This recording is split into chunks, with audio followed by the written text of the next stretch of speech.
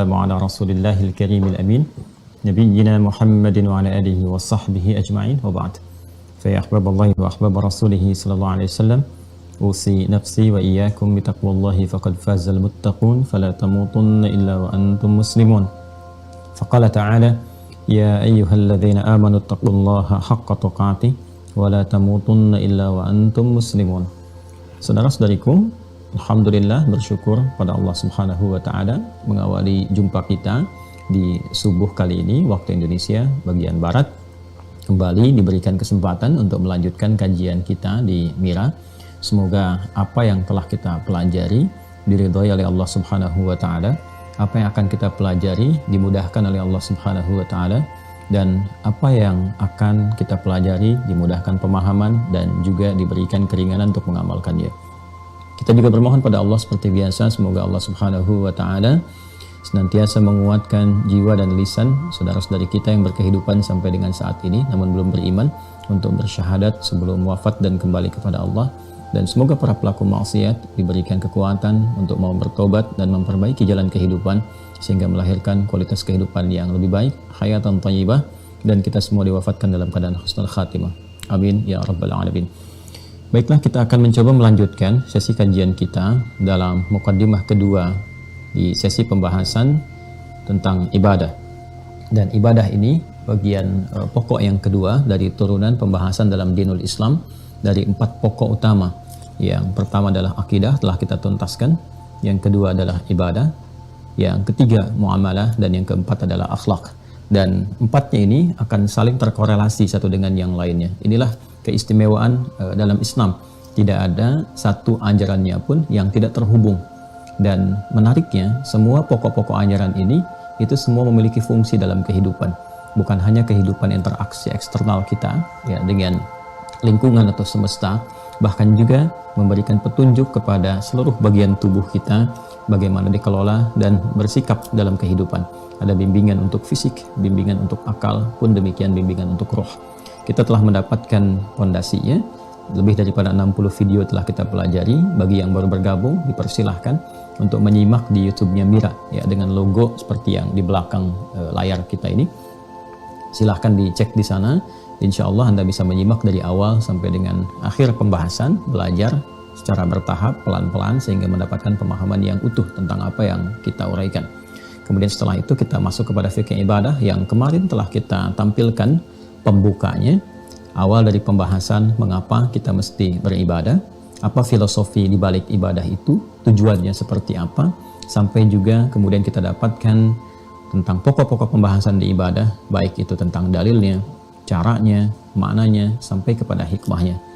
Dan sekarang di pembuka yang kedua atau mukaddimah yang kedua, kita akan masuki tentang bagaimana alur penjelasan Nabi Sallallahu Alaihi Wasallam, baik penyampaian Al-Quran dari firman Allah Subhanahu wa taala sebagai pedoman berkehidupan, ataupun juga nanti bimbingan Allah kepada Rasulullah untuk menjelaskan kandungan-kandungan Al-Quran dimaksud sehingga menjadi pedoman yang utuh untuk dipraktekkan dan mudah untuk dicontoh. Karena Allah sendiri menyampaikan dalam Al-Quran di surah ke-33 Al-Ahzab di ayat ke-21, laqad kana lakum fi rasulillahi uswatun hasanah. Dan telah tetap pada pribadi Rasulullah SAW dijadikan untuk kita semua keteladanan terbaik. Jadi teladan itu bisa dicontoh kalau terlihat, ya. Sedangkan kalau tidak terlihat, tidak nampak, sulit bagi kita untuk menyontohnya. Karena itulah praktek langsung kehidupan dalam berpedoman kepada Al-Quran, ya, dan juga hadis-hadis Nabi Muhammad SAW diwujudkan dalam miniatur kehidupan Rasulullah SAW bersama para sahabat yang nanti menjadi kurikulum. Nilainya itu, prakteknya itu akan menghasilkan sebuah substansi nilai yang menjadi kurikulum bagi setiap generasi. Jadi menariknya, walaupun masanya berbeda, ruangnya berbeda, waktunya berbeda, tapi semua hal yang dialami itu tidak akan keluar dari nilai-nilai yang telah dipraktekkan di masa Rasulullah SAW. Itu yang sepatutnya kita keluarkan. Nah, nilai-nilai itu menjelma nanti menjadi 4 pokok pembahasan. Yang bila kita lakukan itu semua, maka insya Allah kita akan menjadi bagian dari insan yang paripurna, yang juga mendapatkan keteladanan. Alur penjelasan atau taklim Rasulullah SAW yang diajarkan di era beliau kemudian sampai ke generasi setelah era beliau hingga menuju kepada kita.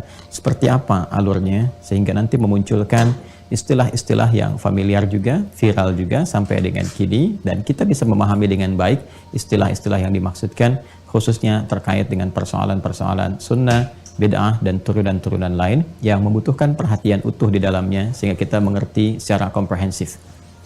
Baik, kita telah mempelajari bahwa seluruh sumber keislaman itu terpusat kepada Al-Quran dan juga hadis. Al-Quran dan Al-Hadis. Semua ini, baik Al-Quran ataupun hadis, sumber utamanya terhubung ya kepada Allah Subhanahu wa Ta'ala, Sang Pencipta, Khaliq, dan seluruh sifat ketuhanan yang melekat kepadanya. Kita telah jelaskan dengan cukup detail Al-Quran, firman Allah Subhanahu wa Ta'ala langsung berupa lafaz dan maknanya. Tujuan diturunkannya adalah menjadi pedoman berkehidupan untuk seluruh manusia. Ingat itu ya, untuk seluruh manusia.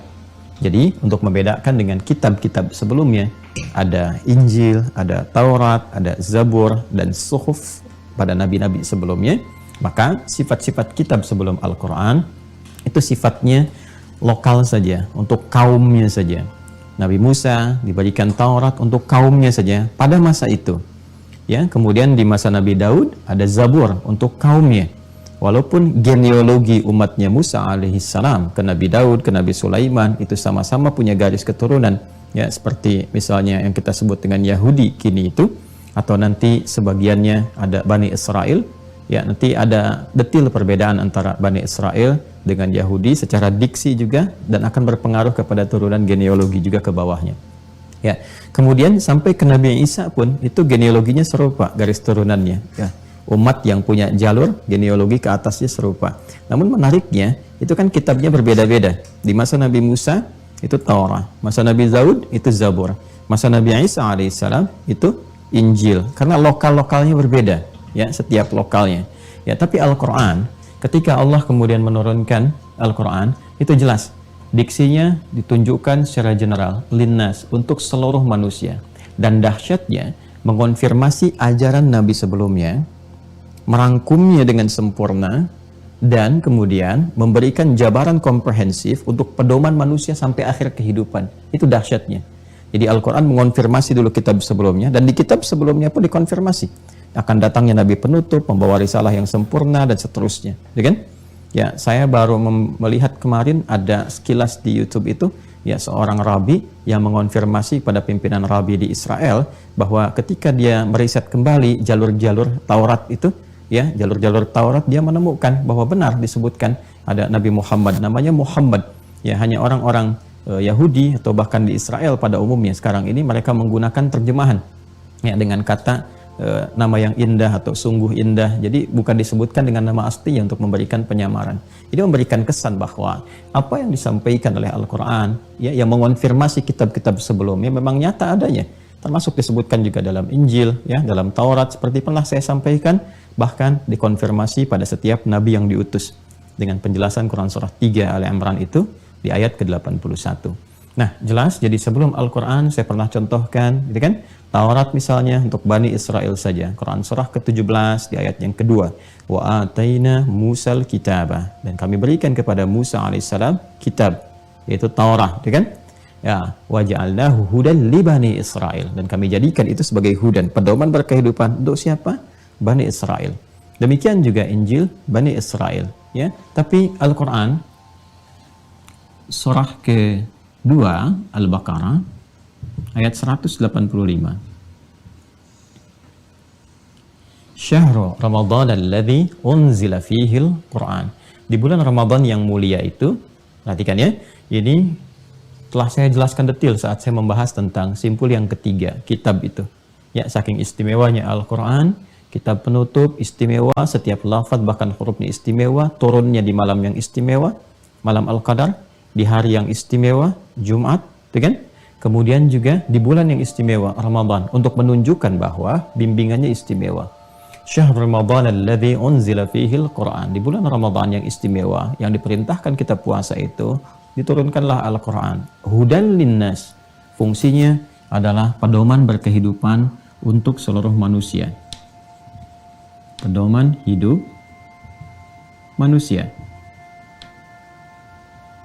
Udah clear ya? Nanti untuk lebih detail, silahkan rujuk ke simpul ketiga yang pernah saya uraikan. Jadi isi Al-Quran seluruhnya pedoman berkehidupan untuk manusia yang lafaz dan maknanya langsung dari Allah Subhanahu wa Ta'ala, dan terjaga sampai kehidupan kita berakhir, sampai kembali kepada Allah, terjaga. Nah, itu jaminannya.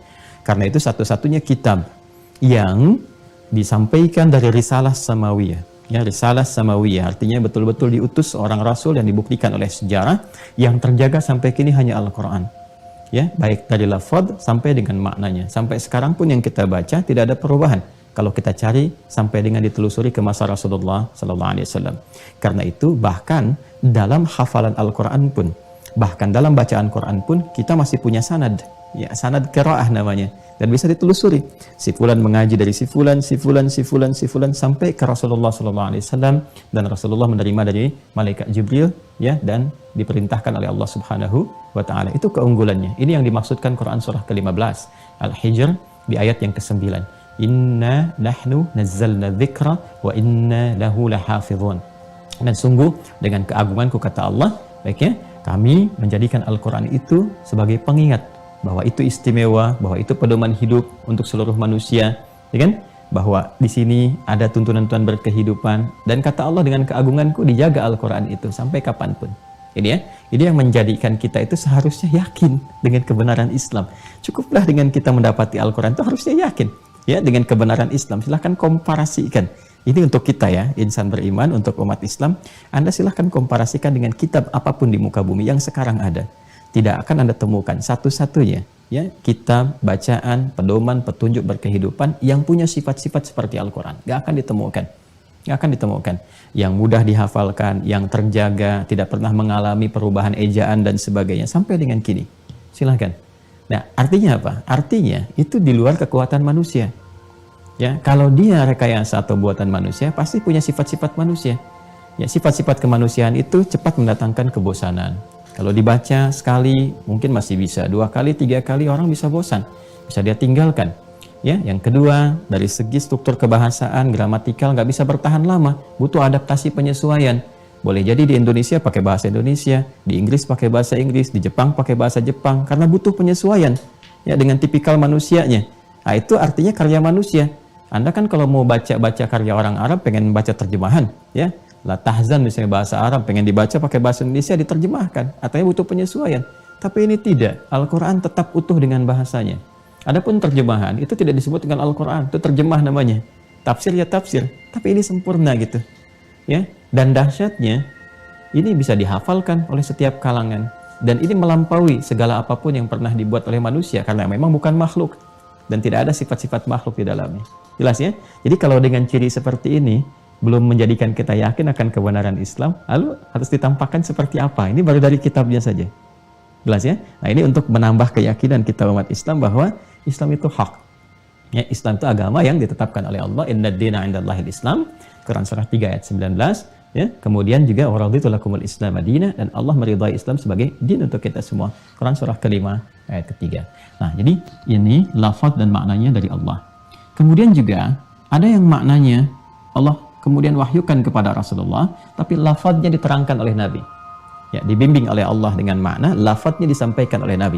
Ya, sehingga dengan lafadz itu kemudian sesuai dan mudah diterima oleh para sahabat, ya, sesuai dengan apa yang mereka kemudian alami pada masa itu, dengan bahasa-bahasa yang juga bisa mereka tangkap jelas dan sesuai dengan komunikasi-komunikasi yang terjalin pada masa itu. Maknanya dibimbing oleh Allah, lafadznya dijelaskan oleh Rasulullah sallallahu alaihi wasallam. Ini yang dimaksud di surah An-Najm itu, wa ma yantiqu 'anil hawa in huwa illa wahyu yuha. Apapun yang disampaikan Rasulullah dalam menjelaskan Al-Qur'an ini, memberikan bimbingan kehidupan, bukan bersumber dari nafsunya pribadi, keinginan pribadinya. Ya, in huwa illa wahyu yuha. Namun demikian, dia adalah wahyu yang diberikan bimbingannya maknanya diberikan bimbingan, lafadznya diterangkan oleh Rasulullah. Itu untuk membedakan Al-Quran dengan hadis. Karena itu Al-Quran terjaga lafadz dan maknanya. Jadi kalau kita menghafal Al-Quran, itu menghafal dengan lafadznya, terjaga sifatnya. Dan beribadah.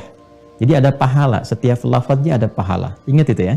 Baik, setiap lafadznya, bahkan jangankan lafadz, setiap hurufnya.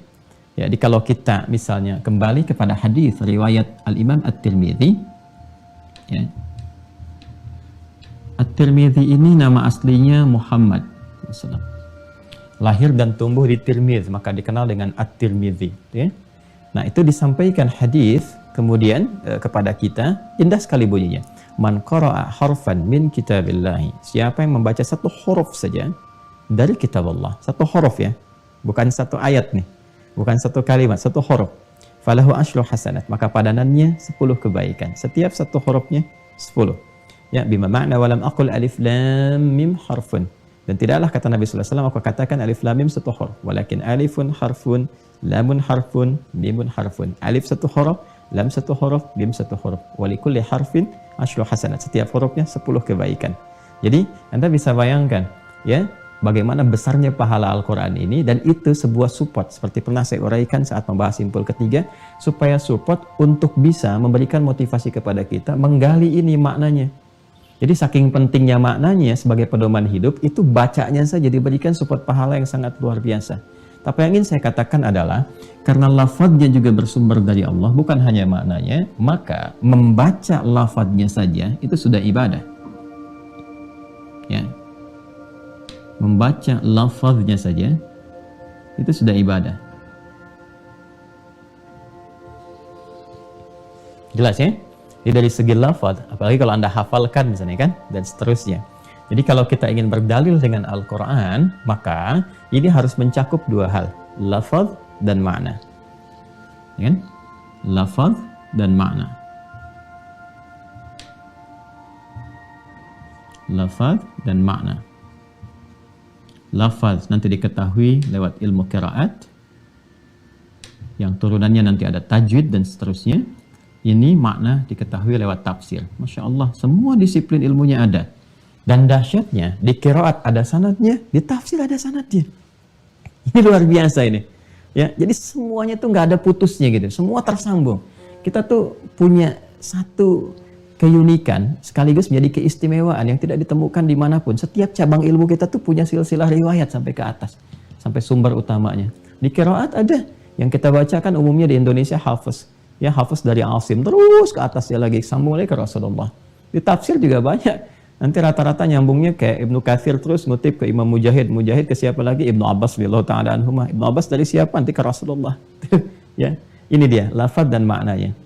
Nah, berbeda dengan hadis. Ditekankan dalam hadis itu adalah makna.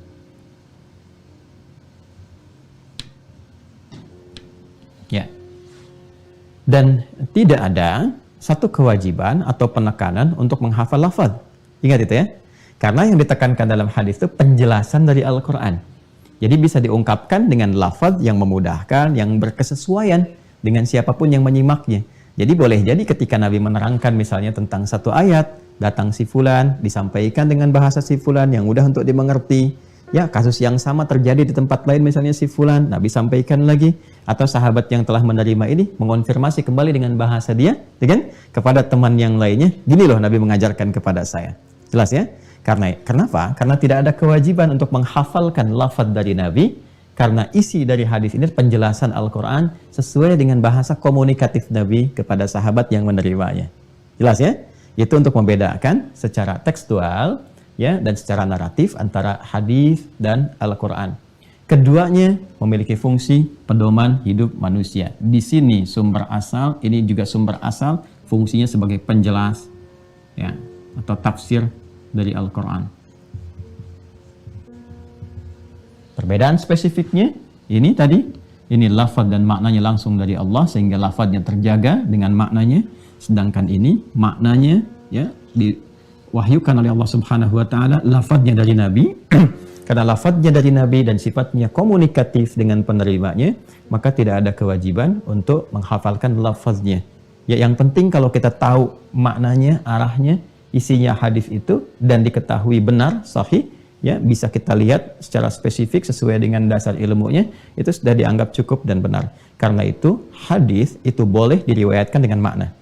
Ingat itu ya, hadis boleh diriwayatkan dengan makna. Sedangkan Al-Quran harus diriwayatkan dengan lafaz dan maknanya sekaligus. Jelas ya? Dengan lafadznya, nggak boleh beda sama sekali. Nah, ini penting pengetahuan dasar yang saya sampaikan untuk memberikan satu dasar kepada kita, pengetahuan bahwa seringkali kita temukan dalam beberapa kasus misalnya, ya, kasusnya sama, tapi hadisnya bisa banyak. Ya, bisa banyak hadis dalam satu peristiwa. Karena bahasa sederhananya seperti ini. Kalau ada misalnya dengan Rasulullah SAW satu pengajian, taruhlah 10 orang sahabat misalnya. Nabi kemudian menyampaikan kalimat ya kepada sahabat ini. Kalimat A misalnya disampaikan oleh beliau. Lalu 10 orang ini mendengar. Lantas ketika berpisah dengan Rasulullah dan 10 ini menyampaikan kepada yang lainnya, apakah bisa dipastikan redaksi yang disampaikan dari 10 ini sama? Belum tentu. Ya kan? Bisa saja berbeda, bisa redaksinya berbeda, namun memiliki makna yang serupa. Ya. Contoh misalnya, ketika kita berbicara tentang rukun Islam, bunyal Islamu ala khamsin. Islam dibangun di atas 5 pokok, 5 dasar. Ya, 5 itu kan sepakat. Urutannya ada 5 kan kalau kita sebutkan. Pertama syahadatain. Syahadu an la ilaha illallah, syahadu anna Muhammad Rasulullah. 5 ini. Yang kedua salat, ketiga zakat, keempat puasa, kelima haji. Sepakat ya? Jelas ini semuanya. Tapi tahukah Anda kalau kita mengaji di kitab hadis, kadang-kadang kita akan temukan termasuk di Al-Bukhari.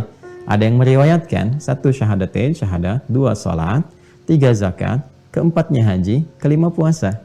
Susunan bisa berbeda, tapi sama-sama 5. Ya kan? Kenapa ya? Sama saja. Saya ilustrasikan ketika ada 5 orang. Atau sekarang, berapa banyak yang belajar dengan saya? Ketika saya katakan misalnya, teman-teman sekalian, insya Allah besok kita akan mulai jam 5:04, karena saya ada keperluan terlebih dahulu untuk saya kerjakan setelah menunaikan sholat subuh berjamaah di Masjid Al-Ihsan. Silahkan ulangi pernyataan saya tadi dan sampaikan kepada kawan-kawan yang lain. Apakah dari sekian yang menyimak akan menyampaikan dengan lafaz yang sama? Ya, kalau sekarang kan ada teknologi, tinggal dipotong rekamannya, dibagikan. Zaman Nabi kan tidak ada seperti itu. Tidak ada tape recorder, ya kan? Tidak ada yang teknologi seperti sekarang. Jadi semua menangkap, menyampaikan apa adanya seperti dia memahaminya. Ya, dan Quran tidak begitu. Kalau Quran tuh dipastikan harus talaqi langsung, mendengarnya seperti itu. Jelas, sampaikannya begitu, dikonfirmasi, dan yang menerima banyak itu saling mengonfirmasi. Ya, kalau hadis ini maksudnya kalau nanti kita belajar dalil-dalil tertentu dalam satu peristiwa ada banyak ragam hadisnya, ini menunjukkan bahwa yang hadir pada saat itu bukan hanya satu orang. Nah, disinilah nanti pentingnya kita belajar. Kalau sudah paham ini, nanti ada teori namanya al-jam'u wat taufiq. Ya, al-jam'u wat taufiq.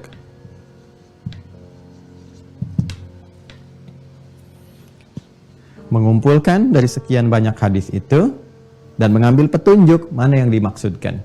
Ya, karena boleh jadi nanti Anda temukan misalnya seakan-akan dalam satu bab ini seakan-akan kok bertolak belakang, ada yang begitu.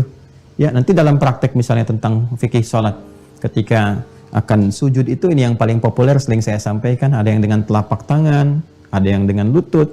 Ya, kalau pemula membaca ini akan bingung. Loh, kok ini gimana satu hadis mengatakan janganlah kamu sujud ya seperti duduknya unta, dahulukan lututmu sebelum telapak tanganmu. Yang kedua mengatakan janganlah kamu sujud seperti duduknya unta, sama juga. Dahulukan kemudian telapak tanganmu sebelum lututmu. Nah, ini seperti bertabrakan dua ini kan? Nah, di mana ini celahnya? Ya, maka kita harus mengumpulkan dan lacak ini. Nanti kita akan temukan lacak. Siapa yang meriwayatkan hadis pertama? Dia dengarnya kapan? Dalam kesempatan apa? Keadaannya bagaimana ketika itu? Ketika dilacak ditemukan. Tapi kalau kita nggak melacak, bingung. Sebab berada di kitab yang sama. Di Sunan Abu Daud itu kan, yang satu nomor hadis 838 dari Wa'il bin Hujur, yang satu nomor hadis 840 sampai 841 dari sahabat Abu Hurairah. Cuma beda 2 nomor loh. Ya. Nah, tapi kalau kita lacak, kita akan temukan, oh, Wa'il bin Hujur itu masuk Islamnya lebih dulu dibandingkan dengan sahabat Abu Hurairah. Dan ketika masuk Islam itu suasana keadaan Nabi itu masih segar, masih kuat, masih baik. Dan ketika Nabi SAW itu sholat, itu mendahulukan lututnya dibandingkan telapak tangannya, ya kan? Nah, masih keadaannya kuat, masih baik dan sebagainya. Karena itu ungkapan yang digunakan pun itu menggunakan ungkapannya ibil, ya kan? Ya, kenapa? Karena memang unta biasa yang nggak ada beban, yang nggak ada macam-macam. Ya, tapi ketika Abu Hurairah masuk Islam, bisa dilacak. Beliau kan masuk Islam tahun ke-7 Hijrah, ya. 3 tahun sebelum risalah tuntas, sebelum Nabi SAW meninggal dunia. Keadaan beliau sudah mulai sepuh. Bahkan diriwayatkan sudah bersandar pakai tongkat dan sebagainya, menunjukkan kakinya ada masalah. Ya kan? Maka dalam keadaan kaki sedang bermasalah, beliau tunjukkan, kalaupun kaki bermasalah bisa pakai telapak tangan. Artinya dua ini bisa digunakan sesuai kondisi. Karena itu hadisnya juga menggunakan kata ba'ir. Ba'ir itu unta yang sedang ada beban. Gitu.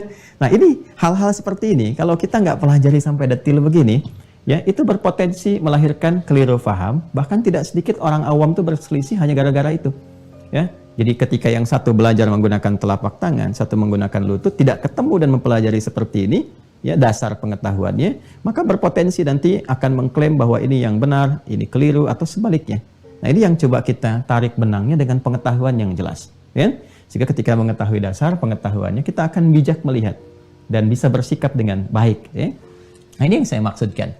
Jadi nanti jangan kaget kalau dari satu peristiwa atau menafsirkan ayat, ada beberapa ragam hadis, bisa redaksinya berbeda-beda tapi maknanya sama.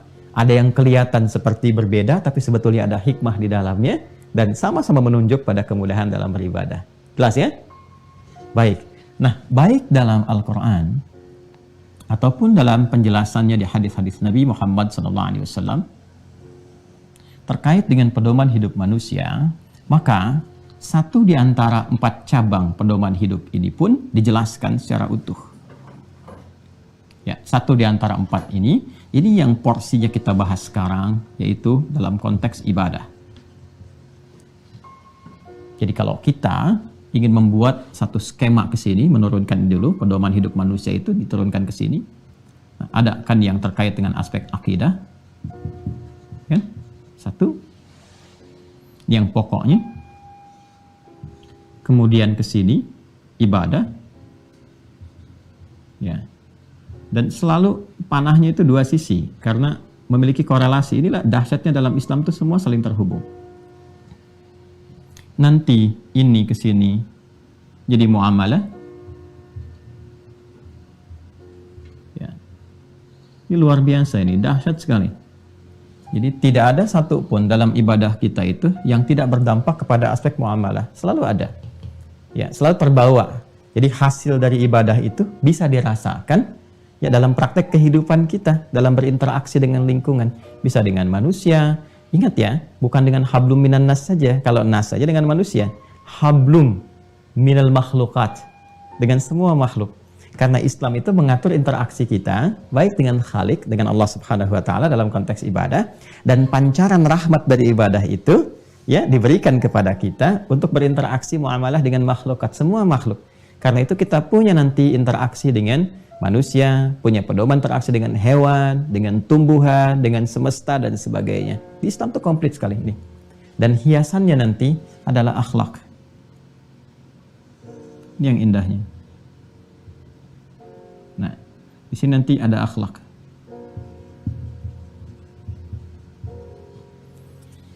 Nah, makanya akhlak ini kan nanti penunjuk kesempurnaan antara akidah, ibadah, muamalah. Pancarannya akhlak. Ya kan, akidah kan memancarkan akhlak, masih ingat?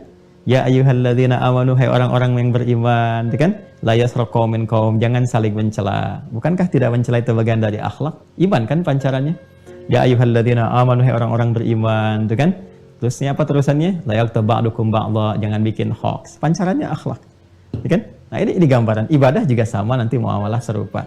Karena itu jangan heran ketika Nabi mengatakan ya dalam hadis riwayat Imam Al-Baihaqi itu dalam kitab Syu'abul Iman, ya kitab Syu'abul Iman, innama bu'ithtu liutammima salihal akhlaq. Ya, sungguh di antara inti aku diutus itu untuk menyempurnakan akhlak yang saleh. Sedangkan saleh itu bisa muncul ketika ada dorongan iman. Iman itu di sini pembahasannya di akidah. Ya, jadi ini puncaknya. Nah, kita sedang berada di sini nih. Di nomor 2. Ya, ini sudah kita lewati.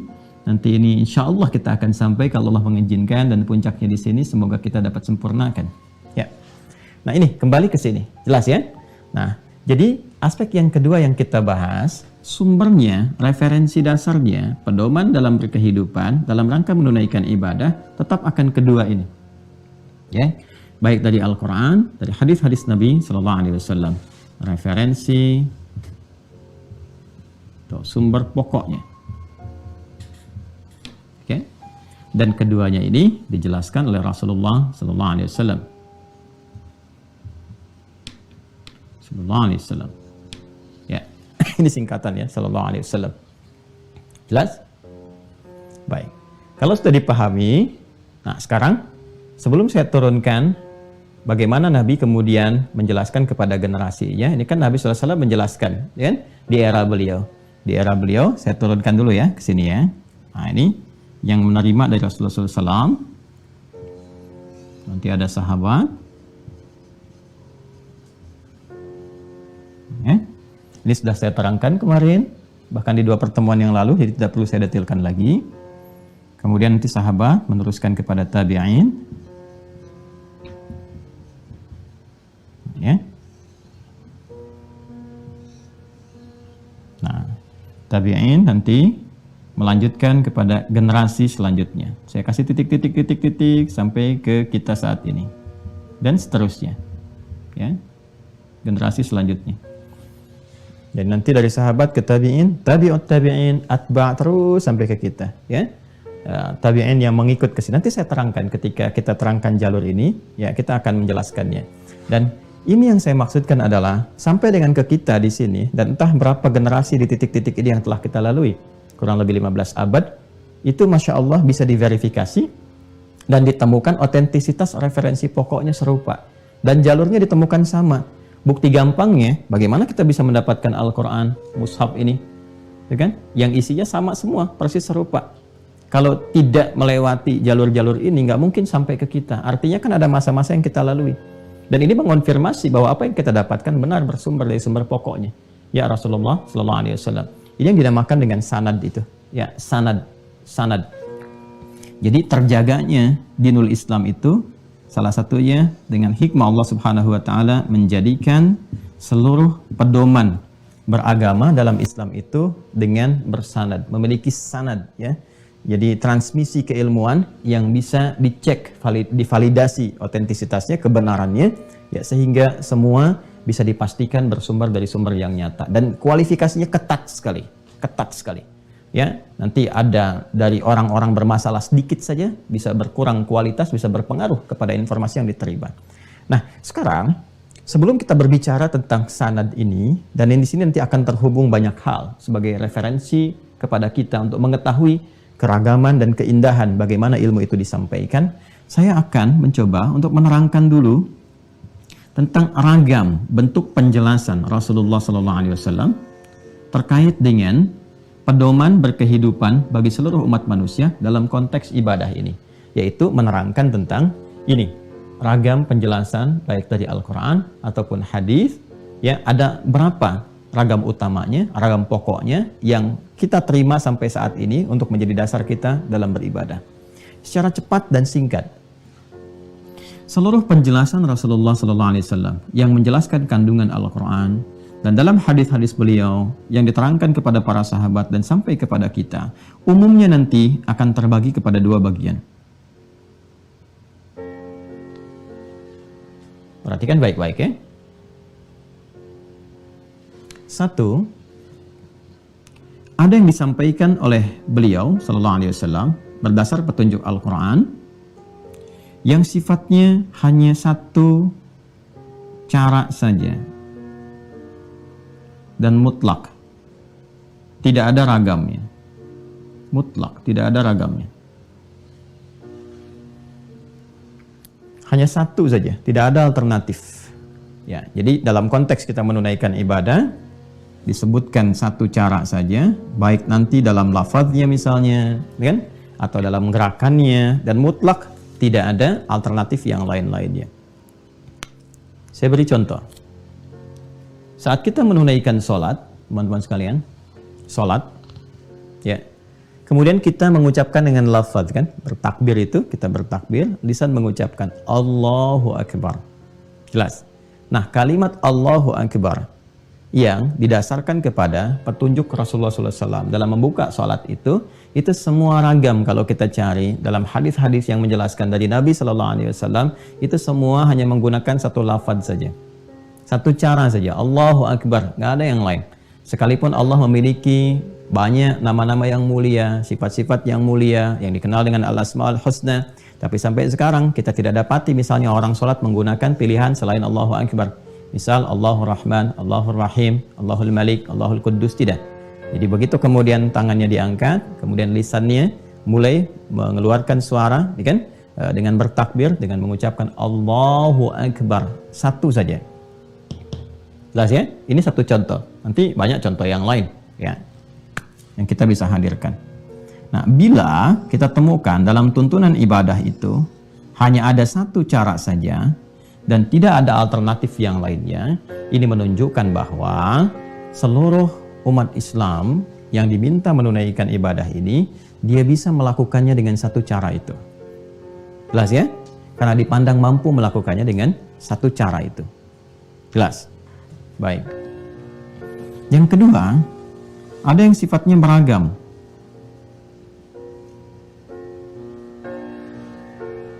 Jadi di sini menunjukkan satu alternatif. Tidak hanya dengan satu cara saja.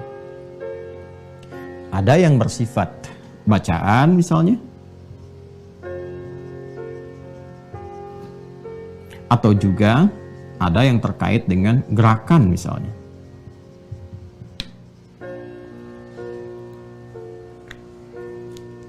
Pelan-pelan ya.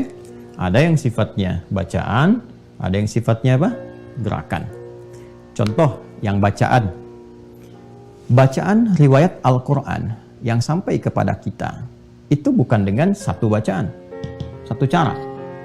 Bahkan nanti ulama merumuskan setidaknya ada 7 qiraat, ya, mutawatirah, 7 qiraat yang mutawatirah diterima dari Rasulullah SAW. Bahkan nanti ada 3 yang masyhur, ya kan? Dan tambahan 4 itu yang syadz, yang tidak bisa dibaca dalam salat dan bukan juga dibaca dalam bacaan Al-Quran, tapi untuk tafsir saja. Ya, yang disepakati itu mutawatirah 7 bacaan. Nah, menariknya teman-teman sekalian, ragam bacaan Al-Quran kita kan mengenalnya sekarang yang riwayat Hafiz. Ya, pada umumnya yang awam yang tidak mempelajari, spesialis di bidangnya, ya menangkapnya itu aja yang kita baca. Bismillahirrahmanirrahim, Alhamdulillahirrabbilalamin, Ar-Rahmanirrahim, Maliki Yaumiddin, dan seterusnya. Ya kan? Baik, itu yang kita bacakan. Nah, saat Al-Quran diturunkan, itu kan kondisi masyarakatnya bersuku-suku kan, kabilah-kabilah di Arab itu. Dan setiap suku itu kan punya ciri khas, dialek, ya, yang bisa dibawa ke dalam bahasa persatuan yang fusha. Tapi kadang untuk pengucapan yang fusha ini ada, kalau kita belajar di antropologi dan pengaruh geografi itu, memberikan sebuah kekhasan kepada lisan itu untuk mengungkapkan atau mengeluarkan suara sesuatu, ya, terpengaruh oleh keadaan lingkungannya. Ya, ini gampang sekali kalau mau ditafsirkannya. Kalau kita lihat di Indonesia saja misalnya, ada yang membaca e dengan e, kan? Sepeda ya baca sepeda saja. Cicahum, cicaheum misalnya kan. Nah, sepeda dengan sepeda itu kan barangnya sama, kan? Coba cara mengucapkannya bisa berbeda karena pengaruh-pengaruh dialektika lingkungan yang terpengaruh oleh keadaan-keadaan, bisa alam, bisa macam-macam ya, dan sebagainya. Tapi menunjuk kepada satu inti yang sama dengan pengungkapan yang berbeda. Nah, di Arab juga lingkungannya kan nggak sama dengan di Indonesia. Ya, Arab itu kalau asal kata Arab dari bahasanya itu adalah tanah yang gersang, ya, gersang, padang pasir yang gersang. Sehingga Jaziratul Arab itu semenanjung area yang mencakup wilayah-wilayah yang dulunya itu keadaannya padang pasir yang gersang keadaannya. Dia kadang ada badai, kadang macam-macam, sulit tumbuh tumbuhan. Nah, itu setiap tempatnya punya keunikan, ya. Punya keunikan. Jadi ada berpengaruh kepada lisan-lisan yang ditampilkan ketika berbahasa, dan itu fitrah. Ada di Quran surah ke-30, surah Ar-Rum ayat 22 itu. Ya, wa min ayatihi ikhtilafu. Nah, dan di antara tanda-tanda kebesaran Allah Subhanahu wa taala menjadikan ikhtilafu alwanikum, ya. Perbedaan-perbedaan, ragam-ragam pigmen-pigmen kulit kalian, ya. Kemudian apa lagi? Wa alsinatikum, dan lisan kalian, ya, cara kalian bertutur. Ya, di balik itu semua ada tanda untuk menunjukkan bahwa Allah yang Maha Kuasa untuk menjadikan interaksi itu harmoni dalam kehidupan. Ya, nah ini yang menjadikan ada di antara suku-suku Arab misalnya ada yang nggak bisa shad, sin aja. Jadi kalau lisannya dipaksa mengucapkan shad, dia keluar sin. Ya, nah ada yang nggak bisa shad, nggak bisa sin, bisanya zai. Jadi kalaupun Anda paksa pakai sin, keluarnya zai. Ya ada yang demikian. Ya kita nggak bisa, kenapa kok begitu, kan gampang. Tidak, bagi Anda, bagi saya kita gampang. Bagi orang yang hidup di daerahnya, lisannya terkondisikan untuk seperti itu. Sama aja Anda paksa beberapa tempat di sekitaran kita, atau beberapa provinsi atau daerah, saya kan, itu bukan sepeda. Nah, itu ya. Jadi ada dasar-dasar yang harus disesuaikan. Nah ini gambaran-gambaran ini yang menjadikan nanti riwayat-riwayat di bacaan itu diturunkan oleh Allah Subhanahu Wa Taala melalui Rasulullah, dan bisa dibaca sesuai dengan dialek yang dipahami pada umumnya. Ya, karena itu kita misalnya mengambil dari Hafiz, ya, Hafiz dari Asim. Kalau kita baca ihdinas siratal mustaqim, kita pakai sad. Nanti ada yang baca pakai sin, ihdinas siratal mustaqim. Nanti ada yang baca pakai zai, ihdinas siratal mustaqim. Maknanya sama, serupa. Bahkan nanti ada yang kesulitan mengungkapkan a. Jadi kalau kita ungkapkan a, dia pakai imalah e. Ya anak, ane gitu kan. Anta, ente gitu kan. Nah ini kalau dia kita bacakan a, dia ke e, itu ada imalah, ada cenderung ke nya. Maka nanti ada turunan bacaan itu bisa dengan menggunakan imalah. Ya karena itu nanti ada riwayatnya, misalnya Imam Hamzah punya 2 murid, Khalad dengan Khalaf, itu ada imalahnya. Ya Waras juga ada imalahnya. Seperti kalau kita baca wadduha, itu nanti bacanya wadduha. Wadduha wal laili idza saji. Ya ma wadda'aka rabbuka wa ma qala. Itu maknanya sama, nggak ada perbedaan. Nah ternyata ragam ini alternatif bacaan ini sifatnya untuk memudahkan. Karena agama ini, dinul Islam, Allah turunkan untuk memberikan kemudahan dalam berkehidupan. Jadi ad-dinu itu yusrun wala usrun. Agama itu memberikan kemudahan, bukan kesulitan. Makanya ngasih solusi, bukan menyulitkan. Jadi kalau Anda nanya sesuatu, fatwa dalam agama, itu kan artinya minta kemudahan, minta solusi. Jadi kalau ada fatwa yang sifatnya menyulitkan, yang tidak rasional sifatnya, ya, tapi ada yang memang memberikan kesulitan, tapi nilainya rasional, supaya tidak memudah-mudahkan. Seperti seorang raja yang dia tahu, kalau dia itu berhubungan di siang hari saat puasa Ramadan, dia punya 3 alternatif. Ya, bisa apa? Bisa puasa 2 bulan berturut-turut, kemudian dia juga bisa memberi makan 60 anak yatim, kan, diantaranya. Jadi ketika dia kemudian melakukan itu, dia datang kemudian kepada mufti. Dia mengatakan, saya mau ngasih makan aja 60 anak yatim. Ya, kata muftinya, nggak bisa, Anda harus puasa 2 bulan berturut-turut. Kok begitu katanya? Ya kalau Anda misalnya memilih bisa seperti itu, gampangnya Anda bisa melakukan setiap hari. Lalu dengan gampangnya Anda kasih makan 60 orang miskin. Tidak begitu. Maka itu kadang-kadang diberikan hukum ketat, bukan untuk menyulitkan, tapi menghambat, memudah-mudahkan agama. Tapi prinsip dasar dari keagamaan itu meringankan. Ya, karena itu saking ringannya nanti, ya, tapi bukan untuk diringan-ringankan, karena memberikan kemudahan dalam kehidupan. Bahkan yang haram pun dalam satu kondisi tertentu, itu bisa sementara bersifat memudahkan, itu bisa jadi halal untuk sementara, sepanjang memberikan dorongan kemudahan untuk mencari yang halal lagi. Nah ini kasusnya nanti banyak. Ya, seperti terjebak dalam satu tempat terasing, di pegunungan, atau di hutan dan sebagainya, nggak ada yang lain kecuali ada daging yang diharamkan seperti babi misalnya, ya itu boleh kemudian ya Anda dapati, dimasak dan sebagainya, ya kan? Tapi Anda makan sekedar untuk menutupi lapar yang sangat saja, bertahan hidup sambil mencari yang halalnya lagi untuk sementara. Nah itu turunan-turunan yang memudahkan ini.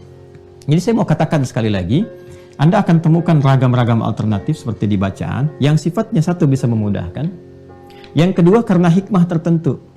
Hikmah yang melahirkan bisa jadi tambahan pahala atau penunjuk pada keistimewaan. Ya, ini penting, ini jarang sekali diturunkan. Ini kalau kita belajar di kampus ini bisa Anda temukan sampai 1 semester belajar ini. Ya. Sambil contoh begini. Bismillahirrahmanirrahim. Dalam bacaan Al-Fatihah, ketika dipraktikkan saat ibadah, dalam sholat. Bismillahirrahmanirrahim, itu ada 4 cara. Cara membacanya, 4 cara. 1, bisa dibaca dengan jahar. Bismillahirrahmanirrahim, sekali. 2, bisa tidak dibaca sama sekali, langsung Alhamdulillahi Rabbil Alamin. 3, bisa dibaca dengan sir, silent, Bismillahirrahmanirrahim. Baru jaharnya Alhamdulillah, Alhamdulillahi Rabbil Alamin. 4, bisa dibaca dengan jahar, rakaat pertama, Bismillahirrahmanirrahim, Alhamdulillahi Rabbil Alamin. Selanjutnya rakaat kedua tidak dibaca sama sekali. Ada 4 cara. Nah, perbedaan ini muncul, cara membaca ini bisa ada 4 ragam karena satu hikmah tertentu. Ya, apa kisahnya? Ketika surah-surah Al-Quran mulai banyak turun, ya, Ibnu Abbas radhiyallahu ta'ala anhuma, sahabat junior, itu bertanya pada Rasulullah. Ini kefakihan Ibnu Abbas. Ya Rasulullah, wahai Rasulullah SAW, tidakkah Allah menurunkan satu pemisah yang memisahkan antara surat satu dengan yang lainnya? Ya, karena aku khawatir orang-orang menduga antara surat satu dengan yang lain bersambung. Ya, dulu belum ada pemisah, karena kan saat turun itu kita tidak temukan misalnya pembatas seperti di mushaf seperti sekarang ya. Itu kan membatasi. Ya, bukan ayatnya loh, itu pembatas-pembatasnya itu. Batasnya. Kan ketika dibacakan ini Al-Falaq, kan An-Nas, dari Al-Ikhlas, Al-Falaq, An-Nas, itu kan nyambung kan? Nyambung semuanya. Maka karena pertanyaan ini, hikmah pertanyaan ini, Masya Allah, Allah turunkan. Apa yang diturunkan? Ya, ayatun munfasilah. Ayat tersendiri, Bismillahirrahmanirrahim. Bismillahirrahmanirrahim. Maka sekarang kita dapati di setiap mushaf itu kan ada pemisahnya Bismillahirrahmanirrahim, Bismillahirrahmanirrahim, Bismillahirrahmanirrahim. Ya kan? Kecuali yang di At-Taubah itu kan, yang di At-Taubah tidak digunakan Bismillahirrahmanirrahim, tapi nanti akan ditemukan di An-Naml. Ya, innahu min Sulaiman wa innahu Bismillahirrahmanirrahim. Sehingga jumlah Bismillahirrahmanirrahim tetap sama 114 jumlahnya. Ya, kenapa di At-Taubah itu tidak menggunakan Bismillahirrahmanirrahim di awalnya? Karena ini ayat pembuka izin untuk membela diri dalam suasana invasi militer. Jadi ketika diserang, yang tadinya bersabar, tapi ini sudah semakin membahayakan, ya, sudah bisa meleburkan keadaan dan bisa menyakiti banyak orang, maka diminta untuk merespon dengan membela diri. Sedangkan suasana militer itu, peperangan itu kan tidak menghadirkan kasih dan sayang. Ya, adapun Bismillahirrahmanirrahim itu kan ayat pengantar kepada kasih dan sayang. Dengan nama Allah yang Maha Pengasih dan Maha Penyayang. Dalam perang nggak ada kasih sayang. Ada orang nembak pakai kasih sayang. Mohon izin ya, kalau sakit mohon maaf, nembak dulu, dor gitu. Maaf ya, sakit enggak? Kan nggak ada begitu. Ya, karena itu di surah Al-Bara'ah atau At-Taubah tidak menggunakan Bismillahirrahmanirrahim, langsung bara'atum minallah, ya kan? Nah, jadi dan seterusnya. Nah, ini yang menunjukkan kesan bahwa Bismillahirrahmanirrahim ketika turun itu atas pertanyaan Ibnu Abbas radhiyallahu taala anhuma, turun sebagai pemisah surat yang satu dengan surah yang lainnya.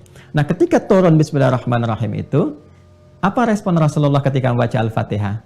Ya, respon Nabi itu, beliau kadang membacakannya dengan jahar, Bismillahirrahmanirrahim, kan? Untuk memberikan hikmah tertentu dalam bacaan, sekaligus juga penambahan pahala kalau kita ucapkan. Kan Nabi juga ketika melafadzkan, ya mustahil kalau nggak dilafadzkan oleh Nabi itu, ya tidak mendatangkan sesuatu. Jadi ketika Nabi lafadzkan, berarti ada hikmah di dalamnya. Boleh dilakukan, dan juga ketika dibacakan, berlaku hadis itu kan, karena itu pun bagian dari Al-Quran. Ya kan? Setiap hurufnya ada pahalanya. Nah, jadi ketika Nabi kemudian setelah turun Bismillahirrahmanirrahim membaca Al-Fatihah dengan jahar Bismillahirrahmanirrahim ya. Kadang di satu kesempatan beliau tidak bacakan Bismillahirrahmanirrahim ya. Ya, karena itu jangan heran ketika Anda menemukan misalnya hadis-hadis Abu Bakar, saya pernah sholat di belakang Abu Bakar, di belakang Umar bin Khattab, belakang Utsman, belakang Ali. Ini kan mereka tidak membaca Bismillahirrahmanirrahim. Pertanyaannya, kapan itu ya berlakunya? Kapan dibacakannya langsung Alhamdulillahirabbil alamin itu? Itu fasenya ketika Nabi bacakan sebelum turun Bismillahirrahmanirrahim. Bacanya Alhamdulillahirabbil alamin. Setelah turun itu, kadang ketika Nabi mengimami di belakang orang-orang yang fase awal langsung Alhamdulillah. Kadang Nabi bacakan Bismillahirrahmanirrahim jahar untuk menunjukkan sifat Bismillahirrahmanirrahim dan keutamaannya. Kadang-kadang disirkan, kadang dibaca rakaat pertama, selanjutnya tidak, untuk menunjukkan hikmah. Dari situ kemudian ada ragam bacaan untuk memilih. Ya kan? Ada yang bisa mengambil, mau ngambil Bismillahirrahmanirrahim jahar, boleh. Ada contohnya dipraktikkan Nabi. Ada yang mengambil dengan sir, boleh. Ada contohnya praktikkan Nabi. Sampai nggak dibaca pun, boleh. Yang salah itu kan yang tidak sholat. Tapi yang paling penting adalah ketika Anda membaca, ataupun tidak memilih membaca, Anda tahu hikmahnya, dan bisa mengerti bagaimana turunan pahalanya. Jelas ya? Apakah kalau saya nggak baca, nggak dapat pahala? Hei, Jangan dilihat kepada bacaannya juga. Kalau Anda niatkan untuk mengikuti Nabi pun, saya ingin keteladanan Nabi, saya pilih yang ini karena saya merasa kuat dalilnya di sini misalnya. Lalu Anda pilih untuk mengikuti Nabi, ada pahala juga. Nah, jadi fikih itu lunak gitu ya. Ya, sepanjang sesuai dengan kaidah. Ya, yang repot itu kalau nggak belajar, ini yang repot, bisa berpotensi melahirkan gesekan-gesekan. Ya, jadi nggak ada kaitan dengan isu-isu misalnya kalau baca Bismillah jahar, oh ini NU, kalau sir itu Muhammadiyah atau yang lainnya, ya, atau alumni sini, tidak, nggak ada hubungan dengan itu. Dari dulu sudah ada. Nanti saya terangkan saat masuk ke sini per kasus. Ya, semakin lebih jelas lagi. Ini baru contoh. Ya. Jadi ini gambarannya. Kalau Anda menemukan ragam, ini ragam yang menjadi alternatif baik dari segi bacaan ataupun gerakan, boleh jadi ada kemudahan di dalamnya atau karena hikmah tertentu dari satu peristiwa yang terjadi yang menghadirkan sebuah pendalaman ilmu kepada kita dan perluasan wawasan. Gerakan tadi sudah saya contohkan, ya, ketika bergerak saat akan posisi berpindah sujud itu, ya, tadi sudah saya sampaikan. Ada keragaman baik yang menggunakan telapak tangan ataupun menggunakan lutut ketika akan sujud itu, dalilnya sudah saya ungkapkan, tempatnya di mana, urutannya apa, hikmahnya juga apa. Jadi kalau kita dapatkan beraneka ragam ini, ya bukan berarti oh ini ada pilihan-pilihan. Ya, betul itu pilihan alternatif, tapi hikmahnya yang kita cari. Apa nih? Oh ini kemudahan, cari yang paling mudah. Yang sekiranya bisa kita lakukan dengan cara yang terbaik. Nah, semua yang ragam ini, yang di sini, ya, jalur yang ini,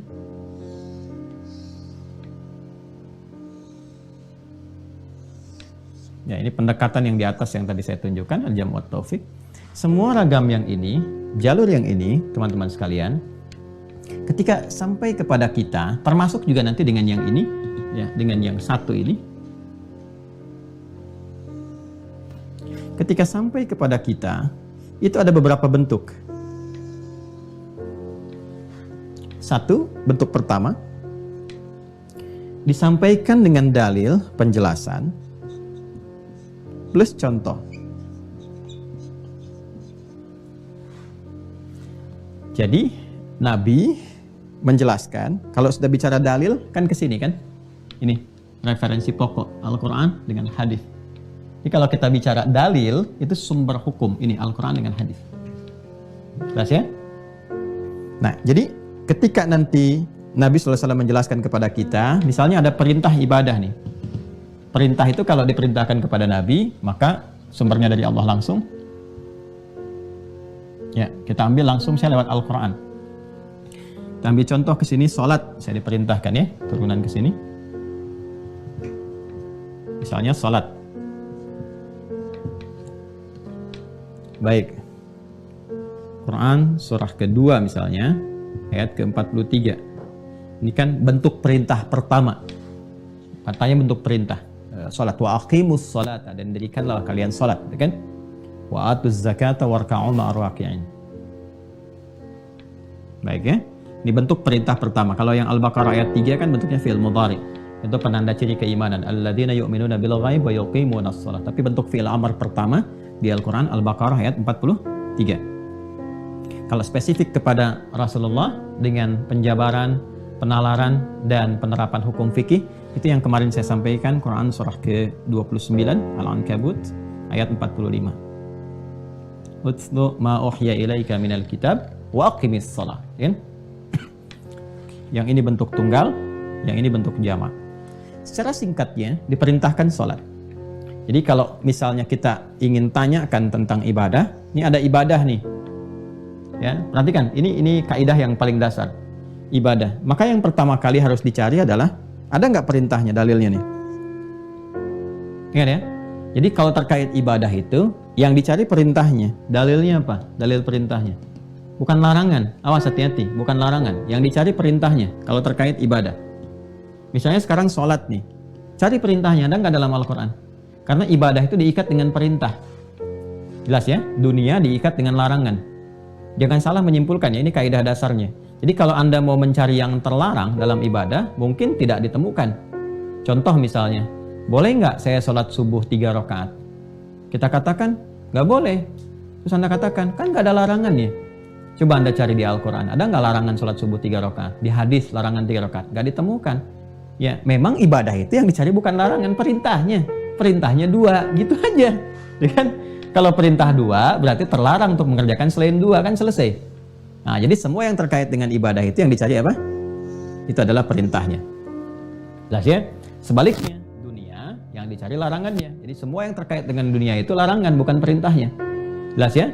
Makanya yang berbicara tentang dunia itu kan yang dimunculkan di Al-Quran itu rata-rata yang haram-haramnya kan, untuk menunjukkan yang ini yang nggak boleh, yang lainnya boleh semua, ya kan?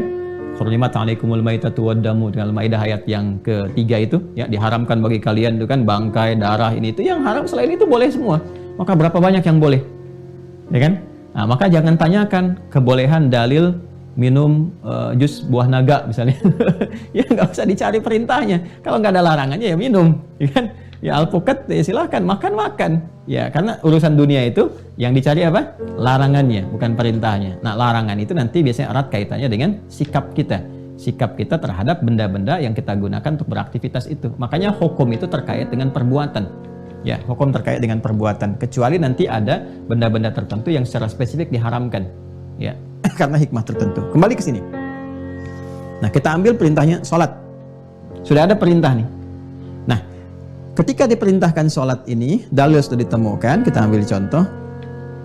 Dalilnya sudah ada, apa? Ini, Al-Baqarah misalnya ayat ke-43, contohnya. Atau Al-Ankabut ayat ke-45. Banyak nanti, ada terkait waktunya, ada terkait dengan hikmahnya, dan sebagainya. Banyak sekali terkait dengan sholat ini, karena memang amalan pokok. Ya.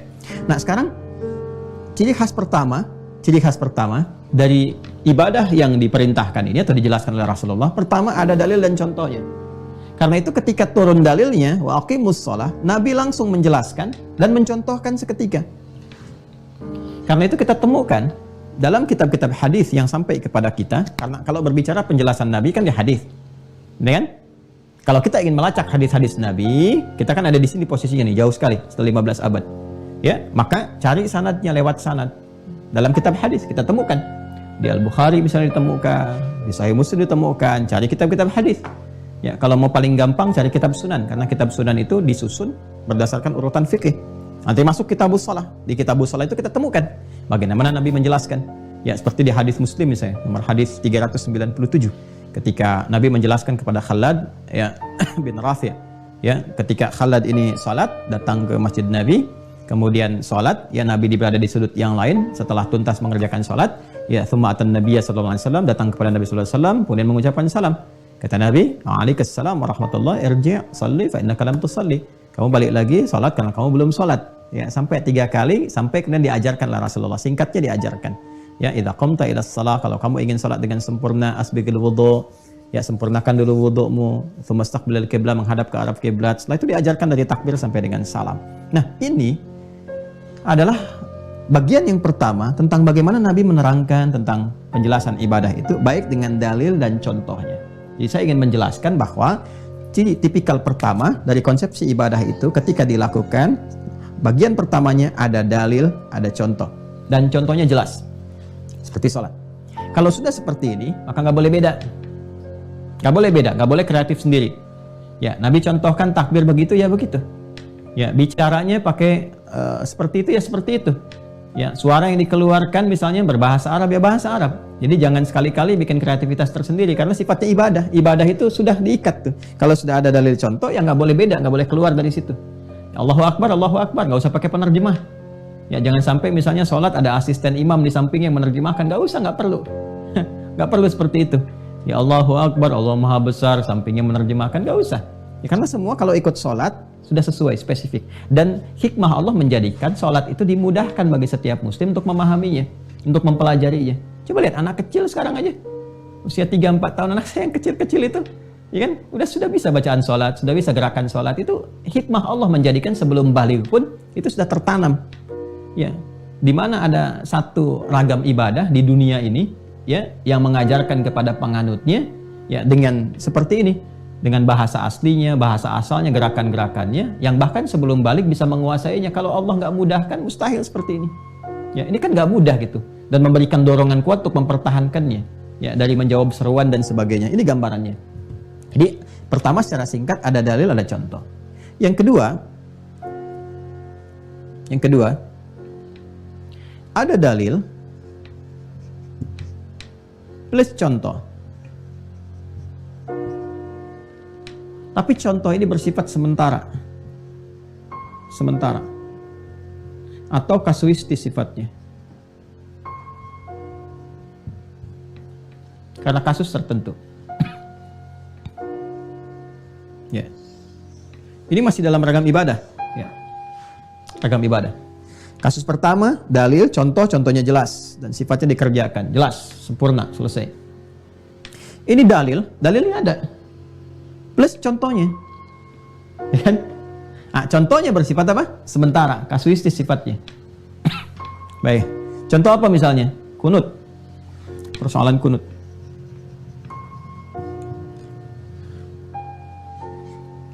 Kunut ada, Nabi pernah kunut. Ya. Karena satu kejadian itu, ya ini viral sekali kisahnya.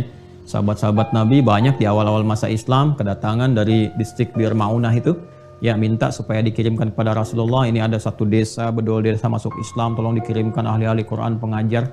Maka Nabi banyak kirimkan para ahli Quran. Ternyata ketika sampai di satu lokasi, ya dikhianati itu semua, ya mereka kemudian dieksekusi, dibunuh dan sebagainya. Ya hikmah Allah menjadikan mereka wafat dalam keadaan syahid seluruhnya. Ya lalu sampai beritanya kepada Rasulullah dan Rasulullah SAW kemudian berdoa, memohon kepada Allah Subhanahu wa taala ya untuk memberikan hukuman-hukuman kepada mereka. Ya Allahumma al'an kadza, Allahumma adzibhum, ya Allah tolong Bani Fulan itu hukum, mereka telah berdusta begini dan sebagainya. Ya, ada riwayat menyebutkan di beberapa kesempatan sholat, ada yang menyebutkan ketika terjadi dalam sholat subuh, ada yang menyebutkan riwayatnya ketika akan ruku, ya kan? Ada yang menyebutkan ketika bangkit dari ruku dan sebagainya. Berlangsung itu. Sampai Allah menurunkan Quran surah ketiga Ali Imran ayat 128. Ya. Laisa laka minal amri syai'un aw yatuba 'alaihim aw yu'adzibahum fa innahum zalimun. Ya Muhammad sallallahu alaihi wasallam ya hak untuk menghukum itu atau menetapkan sesuatu itu hak prerogatif Allah Subhanahu wa taala. Ya, kemudian Allah meluruskan, membenarkan apa yang dirasakan Nabi, lalu mengarahkan kepada jalan yang paling ideal, yang paling pokok. Ya kan? Maka boleh jadi orang-orang ini punya kesempatan, karena kan di fase awal dakwah Allah membimbing Rasulullah di fase awal dakwah itu ya untuk memunculkan sifat rahmatnya, melatih dengan situasi-situasi supaya muncul sifat rahmatnya. Ya boleh jadi orang-orang ini ke depan ya bisa jadi lebih baik, bisa mendapatkan hidayah karena ketidaktahuan dan sebagainya. Maka ini muncul ya suatu jalan yang diberikan oleh Allah, penguatan kepada Rasulullah SAW, membenarkan apa yang dirasakan Nabi dan mengarahkan kepada jalan terbaik ya untuk doa-doa yang terbaik ya, bagi umatnya, sehingga yang ini pun masih punya kesempatan ya boleh jadi bisa bertobat, bisa lebih baik dan sebagainya. Sedangkan yang wafat mendapatkan status syuhada, status kemuliaan.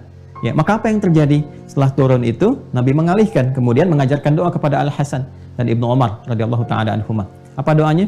Allahumma hdini fi man hadait, wa afini fi man afait, wa tawallani fi man tawallait, wa barik li fi ma atait, wa qini syarra ma qadait, dan seterusnya. Ya kan? Nah, jadi ketika itu diturunkan dan mengajarkan, nah ada beberapa riwayat. Satu mengatakan Nabi tidak mempraktekkan itu kembali, selesai. Jelas ya, sampai di situ. Jadi dalam kesempatan salat-salatnya termasuk subuhnya tidak mengerjakan kembali. Ada beberapa menyebutkan seperti Ibnu Umar, ya Nabi masih praktekkan gitu kan, kadang-kadang dipraktekkan. Ada riwayat ini.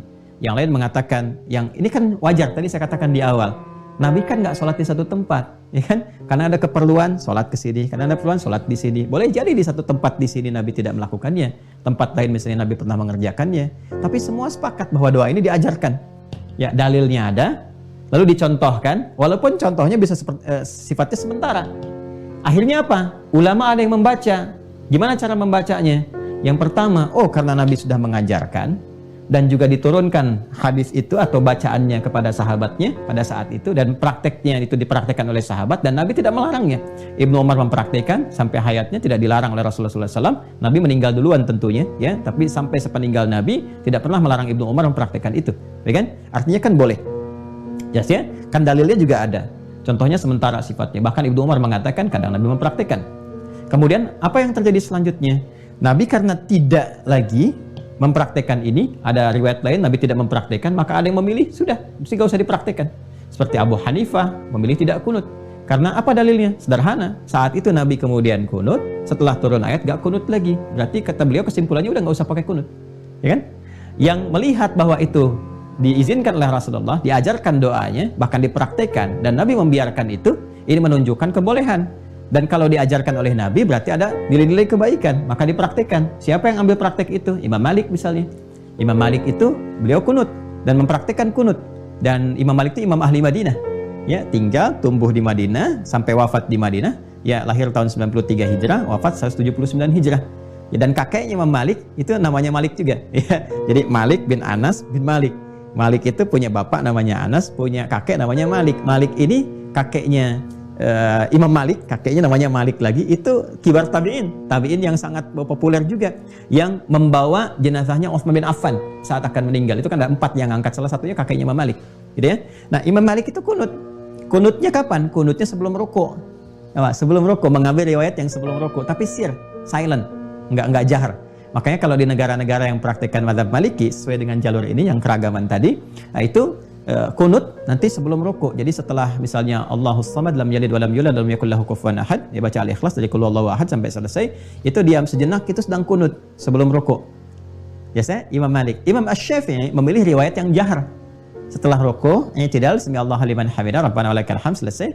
Baru kemudian imamnya kalau berjamaah Allahumma hdina fiman hadait, kalau sendirian Allahumma hdini fiman hadait. Nah, Imam Ahmad memilih kasuistisnya.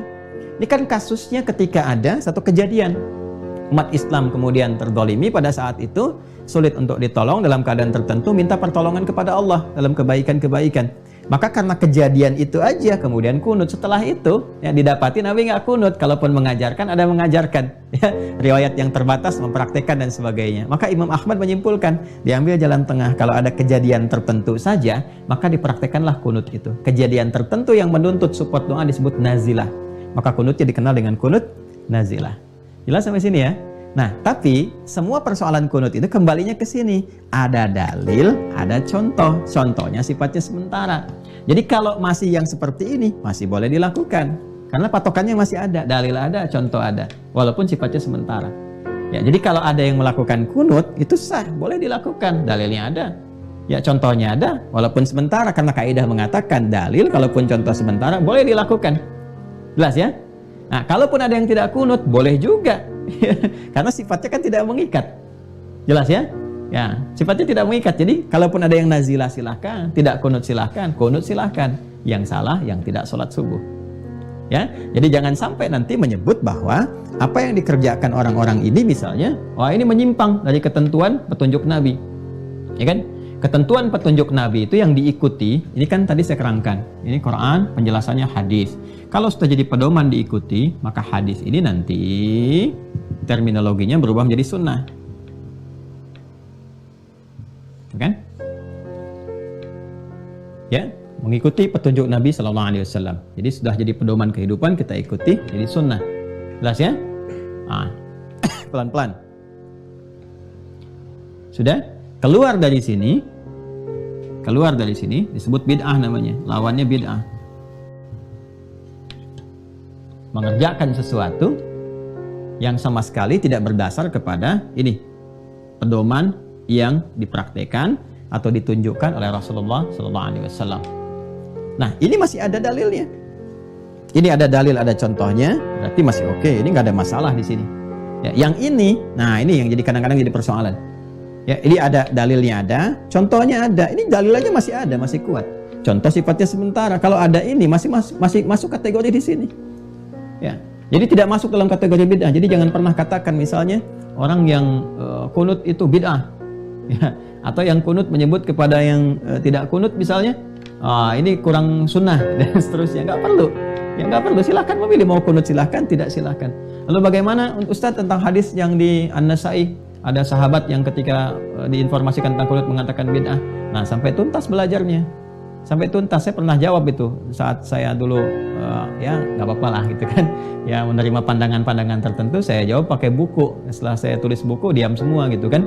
Salah satunya saya jawab tentang itu. Salah satunya ya di An-Nasai itu ada yang hadis yang menerangkan bahwa ketika dikonfirmasi sahabat tentang kunut yang mengatakan itu bid'ah. Lihat dulu tipikal hadis itu, kalau kita ngaji hadis, tuntaskan. Sahabat-sahabat itu kan tadi saya katakan, ya mereka menyertai Nabi dalam aktivitas yang sesuai dengan keadaannya.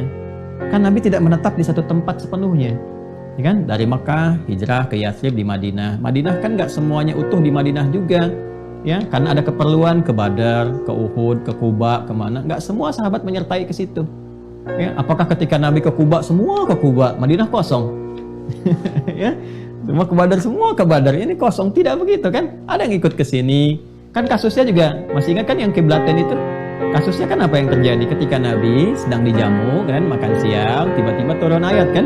Jawaban dari doa Nabi SAW yang menunggu supaya kiblat itu terarah ke Ka'bah sampai turunnya Quran surah kedua Al-Baqarah ayat 144. Qad nara taqalluba wajhika fis sama falanwalliyannaka qiblatan tardaha fawalli wajhaka syatral masjidil haram. Itu ketika turun Nabi sedang bukan berada di Madinah. Ya, kalau sekarang itu masuk wilayah Madinah luas. Kalau dulu kan terbatasnya di dekat Masjid Nabawi saja. Ya, sedang di luar. Yang menerima info ini sholat dengan Nabi. Begitu Nabi sholat, ya, ada riwayat menyebutkan sholat zuhur, ya kan? Di pertengahannya kemudian Nabi berputar 180 derajat, mengarahnya ke arah mana? Ke arah Masjidil Haram. Jamaah pun ikut berputar, ya. Begitu pulang ke Madinah viral ini. Tadi turun ayat katanya kan? Ya, turun ayat begini, kita sudah pindah kiblat. Yang di sini sudah sholatnya masih menghadap ke Masjidil Aqsa. Bertanya-tanya mereka, gimana status sholat kami? Nah, ini menunjukkan bahwa ada sesuatu yang setiap peristiwa itu nggak semua mengalami. Nah, maka ketika ini bertanya, turun yang 143 itu. Ya, wa makanallahu liyudhi'a imanakum. Allah tidak akan menyia-nyiakan apa yang dikerjakan dengan iman. Maka sholat disebut dengan iman. Makanya sholat itu pembuktian iman. Ini korelasi antara ibadah dengan akidah. Karena itu orang yang menghadap kemanapun, ya, atau karena ketidaktahuannya dia kerjakan karena imannya, masih diberikan pahala, dibenarkan oleh Al-Quran peristiwa itu. Ya, ini saya ingin jelaskan peristiwa itu dulu. Nah, kalau sahabat sudah dapatkan apa yang mereka lalui dari Nabi, langsung ngelihat sendiri, mereka akan konsisten mengerjakan itu saja. Karena itu yang mereka saksikan. Ya, dan biasanya menepikan yang lain. Ya, itu aja pokoknya dikerjakan itu. Apalagi kalau belum pernah tahu. Kalaupun tahu dari yang lain, tapi mengalami, misal kasus bismillah nih, ya. Ya, Abu Bakar tahu, Umar tahu, dan sebagainya. Bisa tahu ini bismillahirrahmanirrahim turun. Tapi karena mereka mengalami sholat di belakang Nabi, yang pakai alhamdulillahirrabbilalamin, ya, yang tidak menggunakan bismillahirrahmanirrahim sebelum turun, maka yang dipraktekkan yang alhamdulillahirabbilalamin. Sahabat yang menerima bismillahirrahmanirrahim dipraktekkan yang bismillahirrahmanirrahim. Demikian seterusnya. Ya, kasus kunut juga demikian. Ada sahabat yang ketika menyertai Nabi, kan Nabi baca itu menyertai di belakangnya. Ada yang tidak menyertai Nabi, yang dia tidak tahu dengan itu. Karena tidak tahu, maka dia konsisten dengan apa yang tidak pakai kunut saja. Jadi perkataan bid'ah itu bukan untuk menyalahkan yang lain yang praktekkan dari kalangan sahabat, bukan. Tapi untuk memberikan kesan kepada dirinya, saya tidak ingin mengerjakan sesuatu yang saya nggak tahu. Dengan saya tidak mengalami itu maksudnya. Jadi kalau kita ngaji sampai ke titik itu, kita akan mengerti. Jadi ada istilah-istilah yang nggak bisa kita pahami dengan terjemahan. Harus masuk ke situ.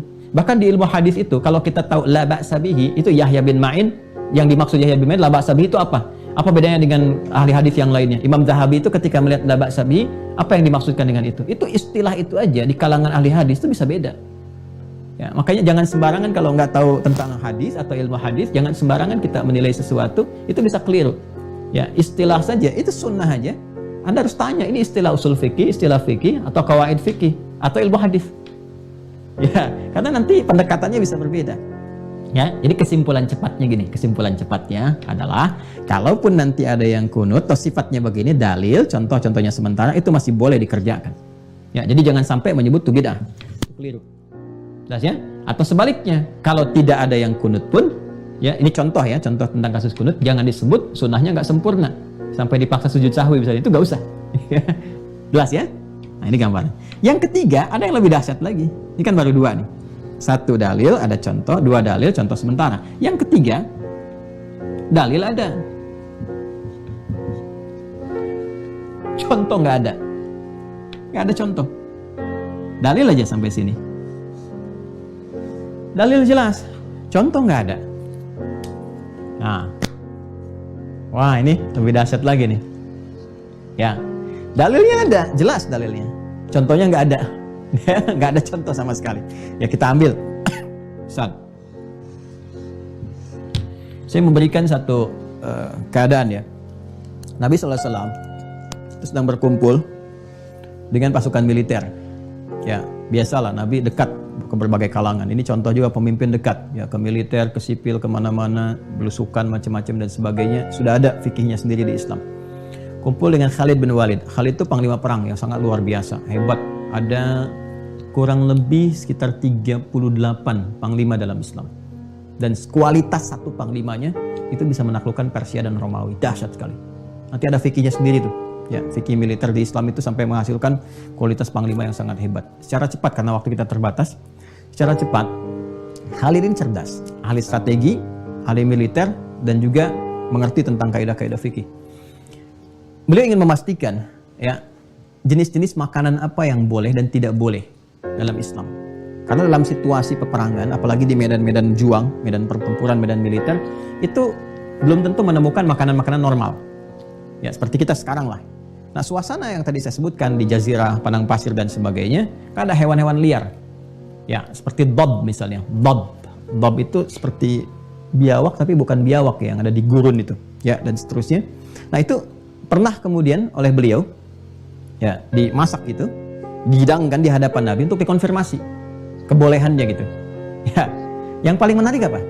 Nabi nggak makan. Nah, Khalid mengetes, pengen tahu dilarang nggak oleh Rasulullah SAW. Dilarang nggak? Jadi begitu dimakan, Nabi mendiamkan. Nah, diamnya Nabi saat sahabat mengerjakan sesuatu terkait dengan urusan tadi untuk menentukan hukum, itu disebut takrir namanya. Takrir. Dalam ilmu tasyri' al-Islami, ya, itu disebut dengan takrirnya Nabi. Takrir, ketetapan Rasulullah SAW. Dan ini menjadi dalil. Takrir itu dalil kebolehannya. Masih ingat kan kalau dalam urusan dunia makanan dan sebagainya sifatnya apa? Cari apa yang dilarang tadi kan? Ya kan? Cari yang dilarang. Jadi kalau kita terkait dengan urusan dunia ya dan sebagainya, penggunaan dan sebagainya, apalagi makanan dan seterusnya, yaitu yang dilarangnya apa? Kalau nggak dilarang, sepanjang nggak dilarang berarti boleh, ya kan? Ini takdirnya Nabi. Jadi ketika Khalid makan bab itu, Nabi nggak larang, Nabi diamkan. Tapi Nabi nggak contohkan. Nabi makan tidak, ya. Kenapa? Ternyata urusannya selera saja. Selera. Nabi nggak selera. Ya, selama ada di situ ada kambing, ada macam-macam, ya Nabi mengarahkan kepada itu. Ya, sedangkan bab ini alternatif dalam suasana seperti yang dirasakan Khalid. Nah, Khalid itu punya kebutuhan. Khalid bin Walid radhiyallahu ta'ala anhu itu punya kebutuhan, harus mengonfirmasi. Nanti kalau dalam medan juang, kan orang dalam medan juang dalam medan juang belum tentu bisa menemukan kambing, apalagi yang kambing guling, kambing open, dengan kambing koprol, belum tentu ketemu. Yang seperti itu. Ya, ayam mau ayam bakar, ayam lepas, ayam tangkap, ayam macam-macam belum tentu ketemu. Nanti kalau ada yang menemukan hewan-hewan liar dan sebagainya, bagaimana hukumnya? Ya, maka ini yang disebutkan namanya dalilnya ada, takrir lewat takrir ketetapan Nabi Sallallahu Alaihi Wasallam. Tapi apa? Tapi contohnya nggak ada. Jadi jangan katakan bahwa setiap yang nggak ada contoh itu nggak boleh. Cek dulu dalilnya ada nggak? Karena standar terkecil itu dalil. Nanti terapannya banyak. Nanti kita bisa turunkan. Ya, kita bisa turunkan. Jadi kalau sepanjang dalilnya ada, Nabi pernah memberikan arahan, ya. Nah, kalau Nabi nggak praktekkan atau nggak kerjakan tertentu itu nanti ada hikmah. Hikmahnya banyak. Seperti tadi masalah selera, ya kan?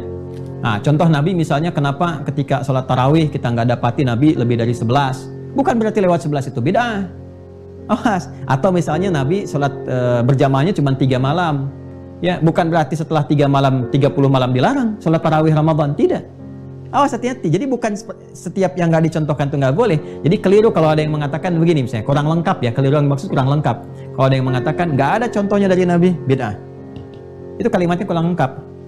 Karena nggak semua yang nggak dicontohkan Nabi itu terlarang sepanjang ada isyarat dalilnya. Ya. Nah, ini contoh dalam selera makanan. Nanti contoh dalam persoalan sholat ada juga. Seperti tadi saya sebutkan tarawih. Tarawih kita sekarang itu kan, ya. Pertama, berapa lamanya kalau berjamaah? Berjamaah kan rata-rata kalau di masjid kita kerjakan selama 30 malam, kurang lebih kan 29 atau 30 kita kerjakan. Berjamaah tuh. Kalau ngelihat contohnya Nabi, cuma 3 malam. Malam pertama jamaah banyak, kedua makin banyak, ketiga lebih banyak lagi, keempatnya Nabi nggak ke masjid lagi. Ya, orang-orang bingung, subuh-subuh setelah subuh Nabi sampaikan, aku tahu, ya, kalian merasakan mencari-cari semalam dan sebagainya. Ya, namun Allah itu kan, maha pencemburu, ya, maha merasakan, maha meliputi, maha yang kuat memberikan pahala. Aku khawatir karena banyaknya hamba itu, ya, yang ingin beribadah berjamaah, menjadikan tarawih nanti jadi beban untuk kalian karena wajib untuk berjamaah. Nah, maka Nabi berikan contoh 3 hari itu, ya kan? Nah, yang 3 itu bukan berarti Anda ingin katakan bahwa harusnya tarawih 3 malam aja berjamaahnya, selanjutnya 3. Tidak. Ya. Nah, jadi bukan berarti kalau nggak dikerjakan contohnya ke sana nggak ada contoh misalnya terlarang, tidak demikian juga. Harus lihat dalilnya ada. Itu masuk juga kategori ke sini contoh sementara. Ya, yang paling dahsyat nanti dalil untuk tarawih misalnya 23, masa itu mau Umar perbuatan kalau Nabi 11. Nah, itu kurang paham fikih. Kurang paham fikih. Ya, nanti ada dalilnya. Dalil umumnya apa? Ya, kalau kita ingin lihat misalnya tentang hadis riwayat yang tarawih itu, salatul laili mathna mathna wa idza khasyiya ahadakumul fajra falyutir rak'atan wahidah. Ini dalil dasarnya. Ketika Nabi mengajarkan kepada Ibnu Umar radhiyallahu taala anhuma. Ya, kata Nabi salatul laili mathna mathna, di hadis Muslim loh. Ya, salat malam itu kalau Anda kerjakan itu paling minimal 2. Wa idza khasyiya ahadakumul fajra falyutir rak'atan wahidah. Kalau khawatir dengan mengerjakan ini terus sampai tiba fajar, cepat witir 1 rakaat. Bisa kebayang nggak berapa jumlah rakaat yang Nabi berikan? Dari 2 sampai fajar. Jadi kalau Anda salat malam dari jam 2 sampai fajar, 2 rakaat, berapa rakaat tuh sampai penutupnya? Nggak ada batasnya. Nggak ada batasnya. Adapun Nabi, saya contohkan pernah Nabi sholat 11, pernah kurang dari itu, pernah 13 dengan khafifatain. Itu contoh standar. Standar. Yang standar pun kadang-kadang kita berat mengikutinya karena standar Nabi. Jadi kalau Anda ingin ambil yang standar, silahkan. 11 nih. Ya, 11 itu 1 rakaatnya 5 juz, kan? 5 juz sampai berapa halaman tuh? Bisa sampai 5 juz 10 halaman, kan? Ya kalau Anda tuntaskan selesai 1 rakaat, teman panjang kan? Ya panjang. Begitu di masa Umar bin Khattab yang tadinya 11 rakaat kan masa Nabi, cuman panjangnya luar biasa sampai khatam 30 juz loh. Bisa 30 juz. Rakaat pertama sekian juz sampai selesai. Ya. Bisa khatam gitu, bisa khatam. Ya, atau minimal walaupun tidak khatam panjang bacaannya. Nah, maka oleh Umar itu kan jenius. Oleh Umar dipecah, gimana caranya supaya durasi bacaannya sama seperti Nabi. Ya, karena sifat yang paling berkah itu bacaan Qur'annya, kan Ramadan itu syahrul Qur'an, bukan jumlah rakaatnya, tapi bacaan Qur'annya. Ya, karena yang ada pada nilai pahala itu lebih banyak di bacaan dibandingkan di gerakan. Kalau bacaan Quran kan setiap huruf, kalau gerakan setiap gerakan selesai, tuntas 10 pahala. Ya, Anda bergerak tuh, sekali gerakan selesai sholat, 10 pahala. Tapi kalau bacaan, dibaca setiap huruf, dapat 10 pahala. Maka yang dibanyakin itu di bacaan Qur'annya. Ya, maka Umar melihat, makanya Nabi memanjangkan 11 tapi panjang, ya kan? Maka apa yang dilakukan di masa-masa Umar kan nggak sama kualitas umatnya dengan masa-masa Rasulullah. Ya, di masa Rasulullah kan di belakangnya Abu Bakar, Umar, Utsman, Ali. Umar kan di masa Umar makmumnya udah makin banyak lagi, udah melebar luas. Ya, nggak kuat begitu 1 rakaat panjang seperti Nabi, lihat ke belakang udah mulai berkurang safnya. Terjadi kemajuan dalam kuantitas saf. Safnya maju ke depan. Safnya maju, makin banyak yang pergi kan. Nah, dari sini akhirnya apa yang terjadi? Oleh Umar dibagi 2. 1 dibagi 2 rakaat lagi, 1 kan. Nah, ini dikurangi nih. Rakaatnya ditambah, tapi bacaannya yang panjang tadi dibagi 2, jadi seakan-akan lebih ringan bacaannya. Rakaatnya jadi banyak. Itu asalnya. Jadi 11 dikali 2, 22, tambah witir 1, 23. Kalau ada yang tetap ingin mempertahankan bacaan ini kepanjangan juga nih, berdirinya masih begini-begini. Nah, maka apa yang terjadi? Tambah lagi rakaatnya. Makanya di Madinah ada yang sampai 39. Ya, itu untuk mempertahankan, asalnya begitu. Ya, bukan masalah 11, 2, 3 ini dan sebagainya ragam, itu bukan. Ya, isu utamanya adalah mempertahankan ini bacaan Qur'annya. Gitu, ya. Sekarang alhamdulillah nggak terjadi perdebatan. Nggak terjadi perdebatan karena rata-rata memang ya umatnya kan beda. Zaman Umar aja kan ya sekian puluh tahun dari wafatnya Rasulullah, ini udah dibagi 2. Maka bagaimana dengan 15 abad setelah wafatnya Nabi? Dengan 11 rakaat aja masih minta diskon, dengan diskon bacaan. Ya memang baca Yasin, tapi baru Yasin langsung rukuk. Ini kan gambarannya gitu ya. Nah, ini kasus-kasusnya teman-teman sekalian. Ya, jadi jangan katakan kalau ada orang sholat 23 rakaat, Anda jangan katakan itu bid'ah, itu ikut Umar. Apalagi yang paling tidak masuk akal tuh bahasa begini nih. Ini paling tidak masuk akal. Ikut Umar apa ikut Nabi? Itu bahasa paling tidak rasional. Ya, masa iya sih Umar melakukan bid'ah? Ikut Umar apa ikut Nabi? Ya. Masa iya Umar tidak mengikuti isyarat Nabi, sedangkan beliau disebut minal khulafa'ir rasyidin. Ya, khalifah yang mendapatkan rasyid, petunjuk itu. Ya, dan itu ijtihadnya itu ke sini menjaga kelestarian bacaan Nabi. Jadi sangat tidak masuk akal.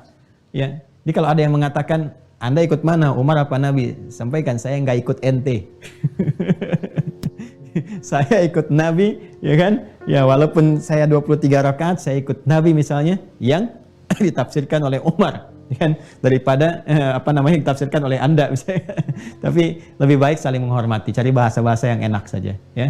Ikut Umar, ikut Nabi, ya saya baru belajar. Mudah-mudahan ya Allah memberikan jalan yang baik lah. Kalau Anda kan sudah advance gitu ya. Mudah-mudahan amalan saya diridhoi. Nah, jadi kurang lebih begini ya. Kalau kita paham begini, kita akan saling menghormati. Nah, buktinya di Mekah sekarang 23, kan? Ya, kemudian juga ada yang 11 ada, ya. Kemudian kalau di Madinah bahkan lebih daripada ini kalau tarawih tidak ada masalah. Jadi kalau mau ngambil 11 juga silahkan, tapi jangan dipendekin bacaannya. Ya, agak panjangin dikit supaya dapat berkahnya. Kalau ngambil 23 juga jangan terlalu cepat. Yang 11 itu sampai 1 jam, masa 23 7 menit? Ini kan juga aneh juga tuh. Yang 11 itu hampir 1 jam. 23 rakaat cuma 7 menit. Allahu Akbar, Allahu Akbar, Allahu Akbar, Allahu Akbar. Ya, mohon maaf ya. Ya, mohon maaf gitu. Walaupun misalnya ini kan sudah excellent, Ustaz sudah hafal, ya nggak gitu-gitu juga gitu. Ya, kan juga para sahabat nggak gitu-gitu juga ya. Orang-orang soleh dulu nggak gitu-gitu juga. Tetap aja normal saja gitu keadaannya. Nah, yang keempat nih yang paling dahsyat. Ada dalil. Dalilnya ada. Yang keempat nih. Dalilnya samar. Samar. Ya, sifatnya tidak langsung tegas gitu menunjukkan.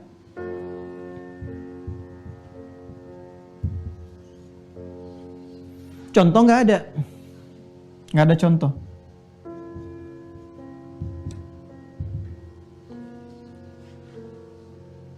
Ini pun masih boleh.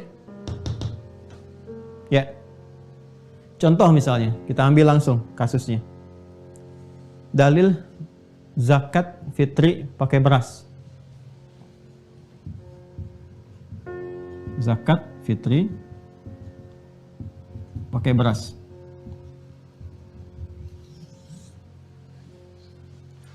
Fitri ke hukum asal. Zakatul fitri bahasa hadisnya zakat fitri. Kalau mengambil fitrah itu ke makna.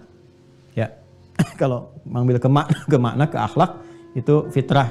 Tapi kalau mengambil ke hukum asal, ya ke hukum asal, ke fikihnya menggunakan fitri. Nanti saya terangkan saat masuk ke zakat nanti ya. Saya lebih cenderung menggunakan kata fitri karena ini menunjuk kepada hukum asalnya dan dikeluarkan dalam bentuk apa. Ini. Sekarang silahkan Anda cari baik dalam Al-Quran juga dalam hadis kebolehan zakat menggunakan beras. Bukan masalah zakatnya ya. Kalau zakatnya kita akan temukan jelas dalilnya. Wa aqimus sholata wa atuz zakah. Ya, dirikan salat, keluarkan zakat. Zakat masih umum bentuk apa saja. Zakat mal, zakat fitri dan sebetulnya. Ini zakat fitri nih.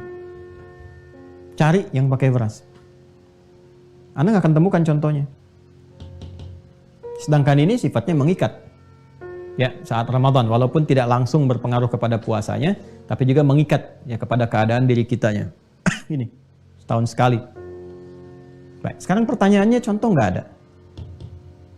Ya, Nabi kan nggak pernah praktekkan, nggak ada sama sekali. Dalilnya juga samar.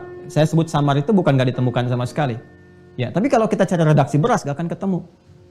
Zakatul urzi, zakat pakai beras nggak ada, ya kan? Karena kenapa? Ketika Nabi mengarahkan kepada zakat fitri itu, ya, beliau arahkannya pertama kurma, ya kan? Kemudian gandum, tamar dan khintah, kurma, gandum. Kalau mau konsisten, ya, pakai contoh. Ini kalau mau konsisten nih, oh Ustadz ini kan jelas nih Ustadz. Ini kenapa nggak masuk kategori yang ini? Dalil dan contoh.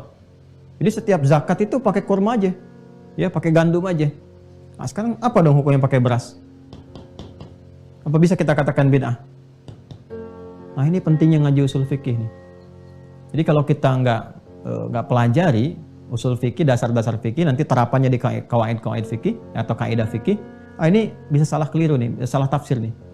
Ya, bisa ada yang mengatakan nanti, oh ini udah ada contohnya jelas menggunakan kurma dan gandum. Zakatnya kenapa nggak pakai itu? Berarti pakai beras hukumnya bid'ah, hukumnya salah, ya kan? Atau kadang-kadang nggak konsisten juga dalam menerapkan ini konsepsinya. Ya, ini nggak ditemukan dalilnya kenapa pakai itu. Nah, ini kembali nih. Maka kalau kita ingin melihat kepada konsepsi seperti ini, kembalikan kepada pokok asal. Nanti kalau di kaidah usul fikih itu kita akan temukan di antara kaidahnya untuk menunjukkan bahwa ad-dinu itu yusrun. Prinsip dalam agama itu memudahkan. bukan menyulitkan. Ya, dalilnya apa? Kita ambil misalnya di Quran surah kedua Al-Baqarah ayat 185. Ya, yuridullahu bikumul yusra wala yuridu bikumul usra. Allah menginginkan kalian itu mendapatkan kemudahan dalam beragama itu. Jangan sampai ada kesulitan dalam mengerjakannya. Walaupun ini pedoman berkehidupan, dipraktikkan, ditunjukkan, tapi memberikan dampak kemudahan supaya mudah untuk dijalani. Apalagi di Al-Insyirah, ya inna ma'al usri yusra, inna ma'al usri yusra. Selalu harus ada kemudahan-kemudahan. Nah, sekarang kita lihat di sini. Untuk mendapatkan kurma itu mudah apa enggak? Tidak mudah. Ya, tidak mudah.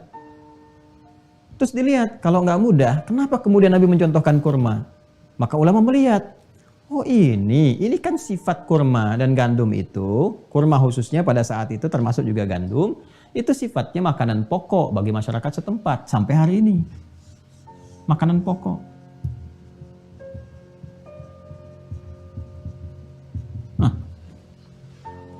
Nah, ini sifatnya makanan pokok. Ya. Jadi ketika dikeluarkan dalam bentuk kurma dan gandum, yang dimaksudkan oleh Rasulullah SAW itu, ya bukan spesifik ingin memberikan jenisnya. Zakat fitri harus kurma atau bukan. Tapi yang dikeluarkan adalah yang memenuhi kebutuhan makanan pokok untuk masyarakat sekitar. Jadi kalau ada makanan pokok yang diterapkan di situ, itu yang dikeluarkan dengan ukuran yang setara dengan kesetaraan ini. Berapa jumlahnya nih? Ya. Maka dari itu kemudian ketika para sahabat itu berpencar, sepeninggal Nabi kan menyebar tuh untuk berdakwah. Nanti saya terangkan di fase ini esok insya Allah. Ya, misalnya di Madinah ada siapa, ya, di Mekah ada siapa, di Mekah ada Ibnu Abbas nanti, di Madinah ada Ubay bin Ka'ab, termasuk sahabat Ali bin Abi Abdul Muttalib. Ya, kemudian setelah itu ada siapa lagi? Di Mesir ada Amr bin As misalnya. Di Syam ada siapa? Abu Darda, ya, di Palestina ada Tamim Ad-Dari dan seterusnya. Itu begitu mereka menyebar, diterapkan ini. Ya. Maka ketika kemudian para sahabat memahami di beberapa tempat menyebar makanannya bukan ini, mereka katakan, udah ini makanan pokok. Ya, maka ilatnya penyebab ini diberikan bukan karena jenisnya, tapi sebab makanan pokoknya. Maka diberlakukanlah apa yang disebut dengan kias namanya. Analogi. Dianalogikan. Analoginya, ya pokoknya ada pada apa? Pokoknya pada ini, ilatnya pada makanan pokoknya. Kalau ada di satu tempat makanan pokoknya itu yang dipraktekkan, maka itulah yang dikeluarkan dari zakat fitriyah. Bentuknya seperti itu. Nah, karena makanan pokok kita itu adalah nasi dan sumbernya berasal dari beras, maka yang kita keluarkan adalah ini, beras. Nah, sama-sama makanan pokok. Sini asalnya. Ukurannya tinggal disesuaikan berapa kilo atau berapa liter yang kita keluarkan. Makanya setiap tahun, kalaupun kita masuk misalnya bulan Ramadan di penghujungnya, kita bisa mengeluarkan zakat fitri, dikeluarkan dalam bentuk makanan, ya bahan pokoknya dikeluarkan yaitu beras. Ya, kalau mau kita utuhkan misalnya, ya diutuhkan sesuai dengan sifat kurmanya. Kalau sifat kurma dikeluarkan kan bisa langsung makan tuh mudah, ya. Nah ini bisa langsung disertakan juga misalnya kalau mau ditambahkan dalam bentuk sembakonya, turunannya maka bisa lebih baik. Nah, ini gambarannya. Jadi di sini ada bagian yang keempat, ya. Ada dalilnya ada. Cuman sifatnya samar, contoh spesifik gak ditemukan.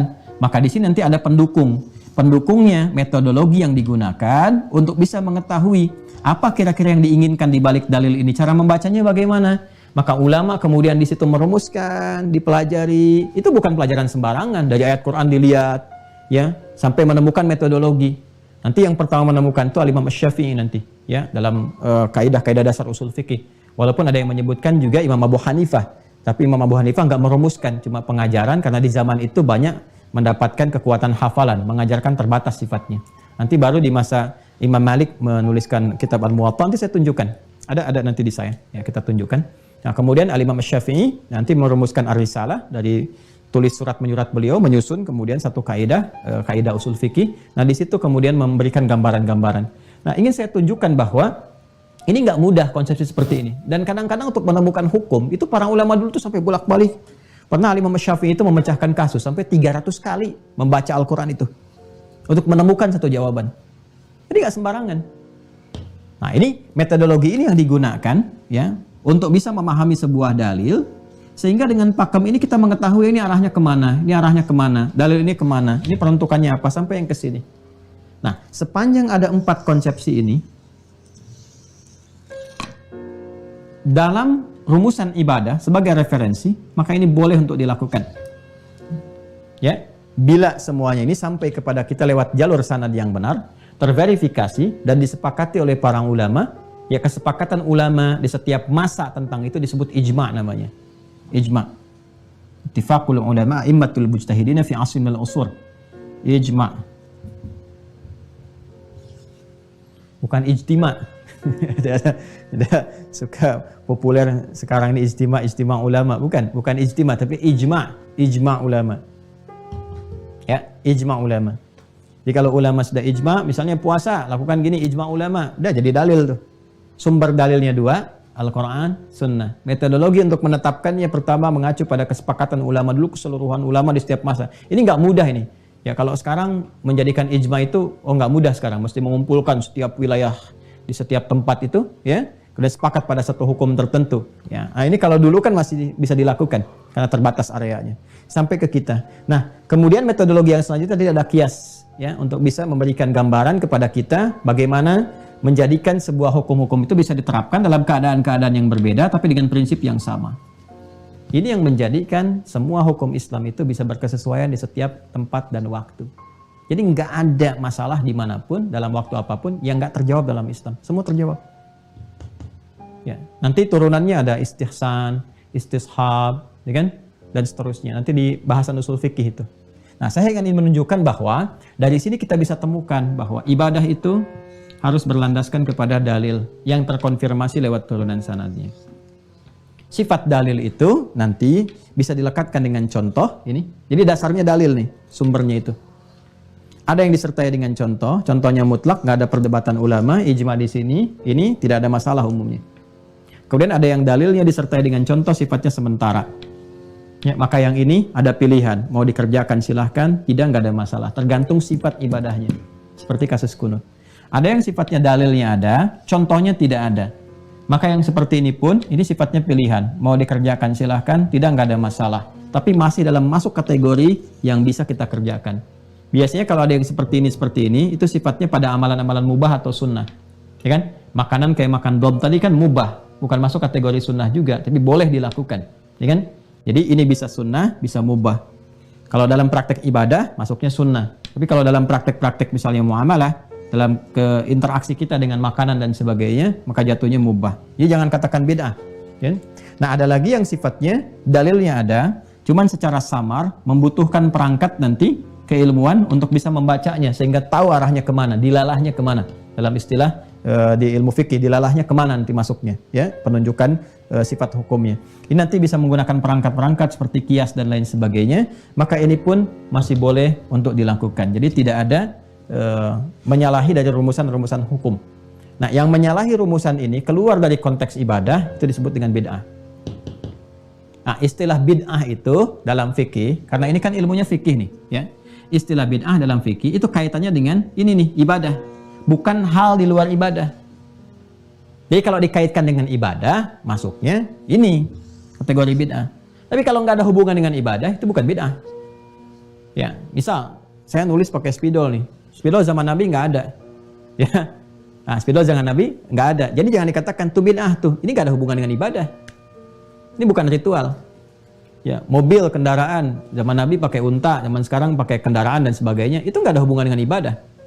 Ya, nggak ada hubungan dengan ibadah. Jadi kita kalau dalam urusan dunia silahkan. Ini perbanyak bid'ah, ya, sepanjang nggak ada larangannya, kan? Tapi kalau dalam urusan ibadah nggak boleh. Ya, kalau dalam urusan dunia perbanyak penemuan-penemuan baru. Kayak bid'ah itu kan sesuatu yang baru, yang diadakan, yang baru-baru, ya, yang baru-baru. Sebetulnya sih kalau saya lebih sepakat menyebutnya dengan ikhtira'. Ya, penemuan-penemuan asal. Karena bid'ah itu sifat utama bagi sifat badi'. Ya, badi' itu dilekatkan hanya kepada Allah. Menghasilkan sesuatu yang baru dengan yang indah, dengan semua sumber materinya langsung Allah ciptakan. Makanya Allah menyebut dirinya dengan badi'us samawati wal ard. Ya, badi'us samawati wal ard. Allah yang menciptakan, mengkreasikan langit dan bumi dan seterusnya. Ya, semua materinya Allah ciptakan dengan segala keindahan. Ya, jadi kalau dalam terkait dengan kehidupan, aspek-aspek interaksi sosial dan sebagainya, ada meja, ada sekolah, ada ini, itu dengan perangkat kehidupan yang mendukung kita untuk mengetahui ibadah dengan lebih baik, itu boleh-boleh saja kita berkreasi. Tapi kalau sudah masuk kategori ibadah, itu tidak dibenarkan. Kalau ada dalam frame ibadah, nggak boleh dilakukan. Ya, misalnya ada orang sholat misalnya kan, sambil diada-adakan, ya apalagi mengandung unsur penistaan misalnya, mohon maaf ya, sholat dengan gerakan-gerakan tertentu diiringi musik dan sebagainya, itu beda itu. Baca Quran itu ibadah tuh, jangan aneh-aneh. Baca Quran itu masuk ibadah. Ulama sepakat, ya kalamullah al-munazzal ala Rasulillah Muhammad SAW al-muta'abbad bitilawatih. Ya, firman Allah Subhanahu wa taala yang diturunkan pada Rasulullah SAW yang beribadah saat dibacanya. Ya. Ya, dari mulai Al-Fatihah sampai dengan An-Nas. Itu beribadah saat baca Quran, karena ibadah ada petunjuknya. Jadi nggak boleh sembarangan. Ya, baca Quran diiringi musik macam-macam nggak boleh. Itu bid'ah, dosa itu pelakunya.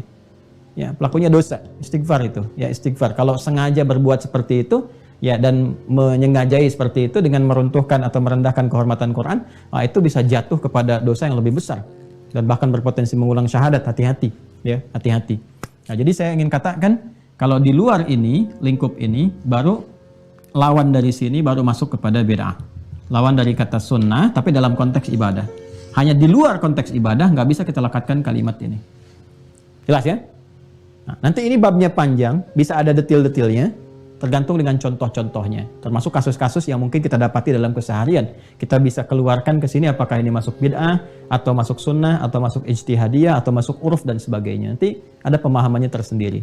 Yang penting hari ini saya ingin mengantarkan bahwa sifat ibadah itu dari segi perjalanan dalil kita harus mengenal. Ini ada 4 umumnya yang pokok. Karena kan kita ini ngaji dasar, belum masuk detil. Umumnya ada pokok gambaran seperti ini. Kalau masih ada dalam 4 ini, kita nggak bisa masukkan ini, ya istilah bid'ah kepada bagian ini. Kalau di luar ini dan dilekatkan dengan ibadah, tapi di luar ini masuk dalam kategori ibadah, maka baru ini masuk istilah yang disebutkan itu yang dimaksudkan dengan bid'ah. Jelas ya? Dan dalil sifatnya ini itu bisa umum bisa khusus. Ya, dalil bisa umum bisa khusus. Ya, dalil umum misalnya yang terkait dengan bacaan-bacaan meminta kita istighfar, kalimat thayyibah, bersolawat kepada Rasulullah SAW, ya kan? Sifatnya umum. Ya, ada yang mengkhususkan. Kalau sepanjang dikhususkan silahkan pakai yang khusus. Tapi sepanjang Nabi memberi keluangan, sifatnya umum, silahkan kita gunakan dengan kalimat-kalimat yang umum sehingga banyak pilihan yang bisa kita lakukan. Ya, seperti misalnya istighfar, astagfirullah, astagfirullah, ada yang astagfirullahaladzim, ya ada yang astagfirullahaladzim, alladzi la ilaha illa huwal hayyul qayyum wa atubu ilaih, kan? Ada yang la ilaha illa anta subhanaka inni kuntu minadh dhalimin dan sebagainya. Nah, itu harus paham betul.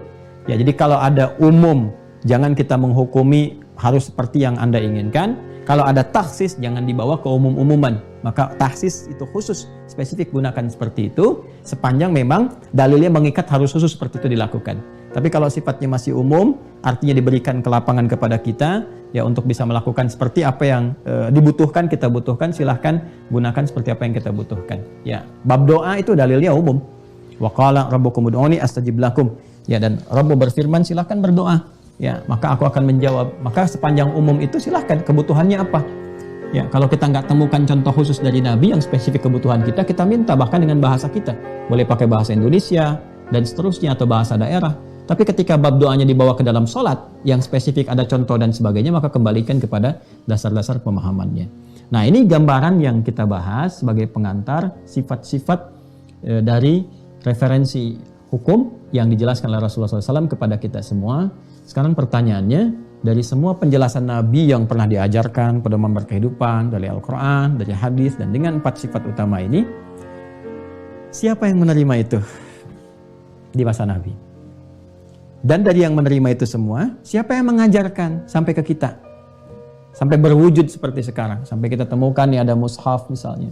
Ya? Dan ada buku-buku. Ya, ada karya misalnya Imam Malik nih Al-Muwatta. Ini karya Imam Malik. Kemudian ada kitab Al-Um yang dinisbatkan pada Imam Asy-Syafi'i. Ya? Kemudian ada kitab Al-Musnad yang dinisbatkan kepada Imam Ahmad bin Hanbal. Ya?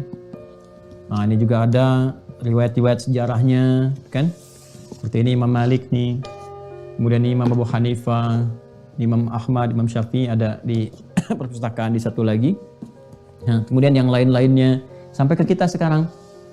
Nah, bagaimana itu bisa berlanjut? Pertanyaan terbesarnya itu kita itu menerima dari siapa? Kan nggak nyambung kepada Rasul. Tahu ini dari mana gitu? Ya, Anda bisa jawab sekarang tahu dari Ustadz Adi misalnya kan. Ustadz Adi dari mana tuh? Ya, sampai bisa menyampaikan itu semua. Nah, di Islam itu ada keistimewaan. Bisa sampai kepada kita sekarang ada jalurnya. Nah, jalur itu yang sekarang kita harus temukan. Sampai nanti kita bisa menemukan kejelasan tentang istilah-istilah yang muncul sampai dengan kini. Ya, tentang madhab misalnya, apa itu madhab? Apakah harus bermadhab? Ataukah Quran Sunnah? Itu kan sumbernya Quran Sunnah tuh. Ya, kita kembali pada Quran Sunnah, kepada Quran Hadis. Quran Hadis itu maksudnya ngaji sendiri, terus belajar hadis sendiri ke Nabi, kan? Sedangkan Nabinya sudah nggak ada, atau bagaimana caranya? Ya, sedangkan kita temukan ada madhab-madhab, ada madhab Syafi'i, ada madhab Hambali, ada madhab Hanafi, ada madhab Maliki dan sebagainya. Apa itu madhab? Dan seterusnya. Nah, itu akan kita temukan di pengantar yang ketiga esok hari insya Allah. Jadi ini masih pengantar, masih muqaddimah nih. Ya, kita belum masuk terapan. Nanti kalau sudah terapan kan prakteknya ke ibadah. Ya, mulai ibadah yang pertama apa? Rukun Islam aja yang pokok. Setelah syahadat kan apa? Nanti baru masuk salat. Setelah kita paham ini, saya ingin kita mengerti akarnya dulu. Kalau ini sudah mengerti akarnya ini tentang cara berdalil bagaimana, kan tadi sudah diterangkan. Nanti siapa yang menyampaikan pada kita, kita sudah paham. Nanti kalau sudah paham dasar itu, kalau saya menerangkan, oh ini bab sholat dari mulai kita berwudu sampai dengan salam. Saya menerangkan Quran, tahu Quran ada. Hadis Anda tahu, oh ini riwayat ini, nyambungnya ke sini. Ya kalau madhabnya ini dan seterusnya, karena sudah kita sampaikan di awal. Itu maksudnya. Ya, terima kasih untuk pertemuan hari ini. Semoga Allah berkahi. Tidak ada yang lain kecuali kita ingin mencari kebaikan-kebaikan dalam berislam, kemudian juga memperdalam keilmuan, meluaskan wawasan, dan saya selalu berpesan bahwa tingkatkan pengetahuan kita dengan juga mengurangi hal-hal yang negatif dalam kehidupan. Kita saling menghargai kalau ada hal-hal yang berada pada konsepsi keislaman, kemudian saudara-saudari kita memilih yang furu'iyat namanya. Furu' itu cabang-cabang yang memungkinkan ada alternatif untuk dipilih, baik dalam bacaan ataupun gerakan untuk kemudahan. Maka harus menghormati. Ya, cara menghormati itu bisa lahir bila kita mengetahui ilmunya. Maka ikhlaskan diri kita untuk belajar sehingga ada sifat-sifat kemuliaan dalam diri kita, bisa menerima kalau saudara-saudari kita memilih misalnya cara yang berbeda dengan kita sepanjang ada dalam frame yang sama, dalam manhaj yang sama. Boleh jadi itu mudah bagi teman-teman kita, sedangkan bagi kita mungkin kemudahan itu ada pada sisi yang lainnya. Tapi bila keluar dari jalur itu, kita pun bisa menerangkan dengan cara yang baik, cara yang mulia, yang sekiranya menghadirkan akhlak karimah. Itu yang selalu saya tekankan dalam kehidupan kita. Semoga dengan itu Allah meridhai apa yang kita lakukan, kemudian juga memberikan pemahaman-pemahaman yang utuh dari apa yang kita pelajari, menghindarkan dari segala hal yang keliru yang mungkin kita bisa dapati. Karena itu rajin-rajin memperluas wawasan, membaca dan saling melengkapi, yang dengan itu semoga sekali lagi ridha dan rahmat Allah diberikan pada kita semua. Berjumpa esok hari. Saya juga menginfokan kembali bahwa kuota yang ada sampai sekarang tinggal sekitar 600-an, saya cek itu. Ya, kalau sudah selesai di Mira, sudah bersiap. Kemarin saya sudah instruksikan kepada admin untuk menyiapkan zonasi di hari Sabtu dan Ahad. Jadi setiap 2 pekan itu kita akan ada interaksi dengan teman-teman semua. Nanti tinggal Anda lihat aja di akunnya masuk zonasi yang mana. Ya, kita akan gabungkan. Kita kan sudah ada fasilitas Zoom ini untuk 1000 kurang lebih kita siapkan. Ya, di 1000 ini nanti zonasinya akan dibagi. Misalnya dari 34 provinsi, provinsi mana yang mencapai 1000 misalnya, itu satu provinsi sendiri. Nanti yang lainnya akan digabung, masuk, tinggal Anda ketahui jadwalnya. Setiap zona itu bisa mendapatkan 1 jam untuk konsultasi, jadi Anda bisa menanyakan pertanyaan-pertanyaan umum atau mengonfirmasi pembelajaran yang telah kita lakukan.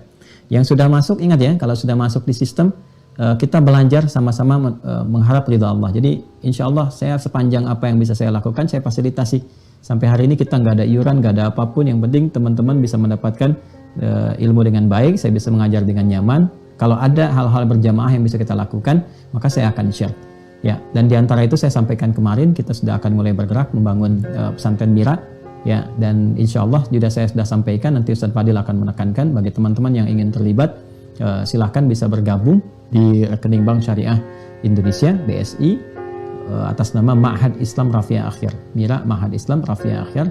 Nomor rekening 111 3 kali 1-nya 111, kemudian 4444 4 kali 4-nya 142. 111 4444 142. Dan kita akan update nanti perkembangannya sampai dengan selesai. Mudah-mudahan saat sudah jadi ya kita bisa ngambil berkahnya dengan menggunakan pertama kali untuk belajar. Terima kasih. Semoga Allah ridhai, Allah rahmati dan menyayangi kita semua. Allahumma taqabbal minna innaka antas sami'ul alim wa tub 'alaina innaka antat tawwabur rahim. Allahumma rabbana atina fid dunya hasanah wa fil akhirati hasanah wa qina adzaban nar. Allahumma ij'alna min muhibbik wa muhibbi rasulika al-Mustafa sayyidina Muhammad sallallahu alaihi wasallam. Bi fadlika subhana rabbika rabbil izzati amma yasifun wa salamun 'alal mursalin wa akhiru da'wana subhanakallahumma wa bihamdika asyhadu an la ilaha illa anta nastaghfiruka wa natubu ilaik. Walhamdulillahi rabbil alamin. Assalamualaikum warahmatullahi wabarakatuh.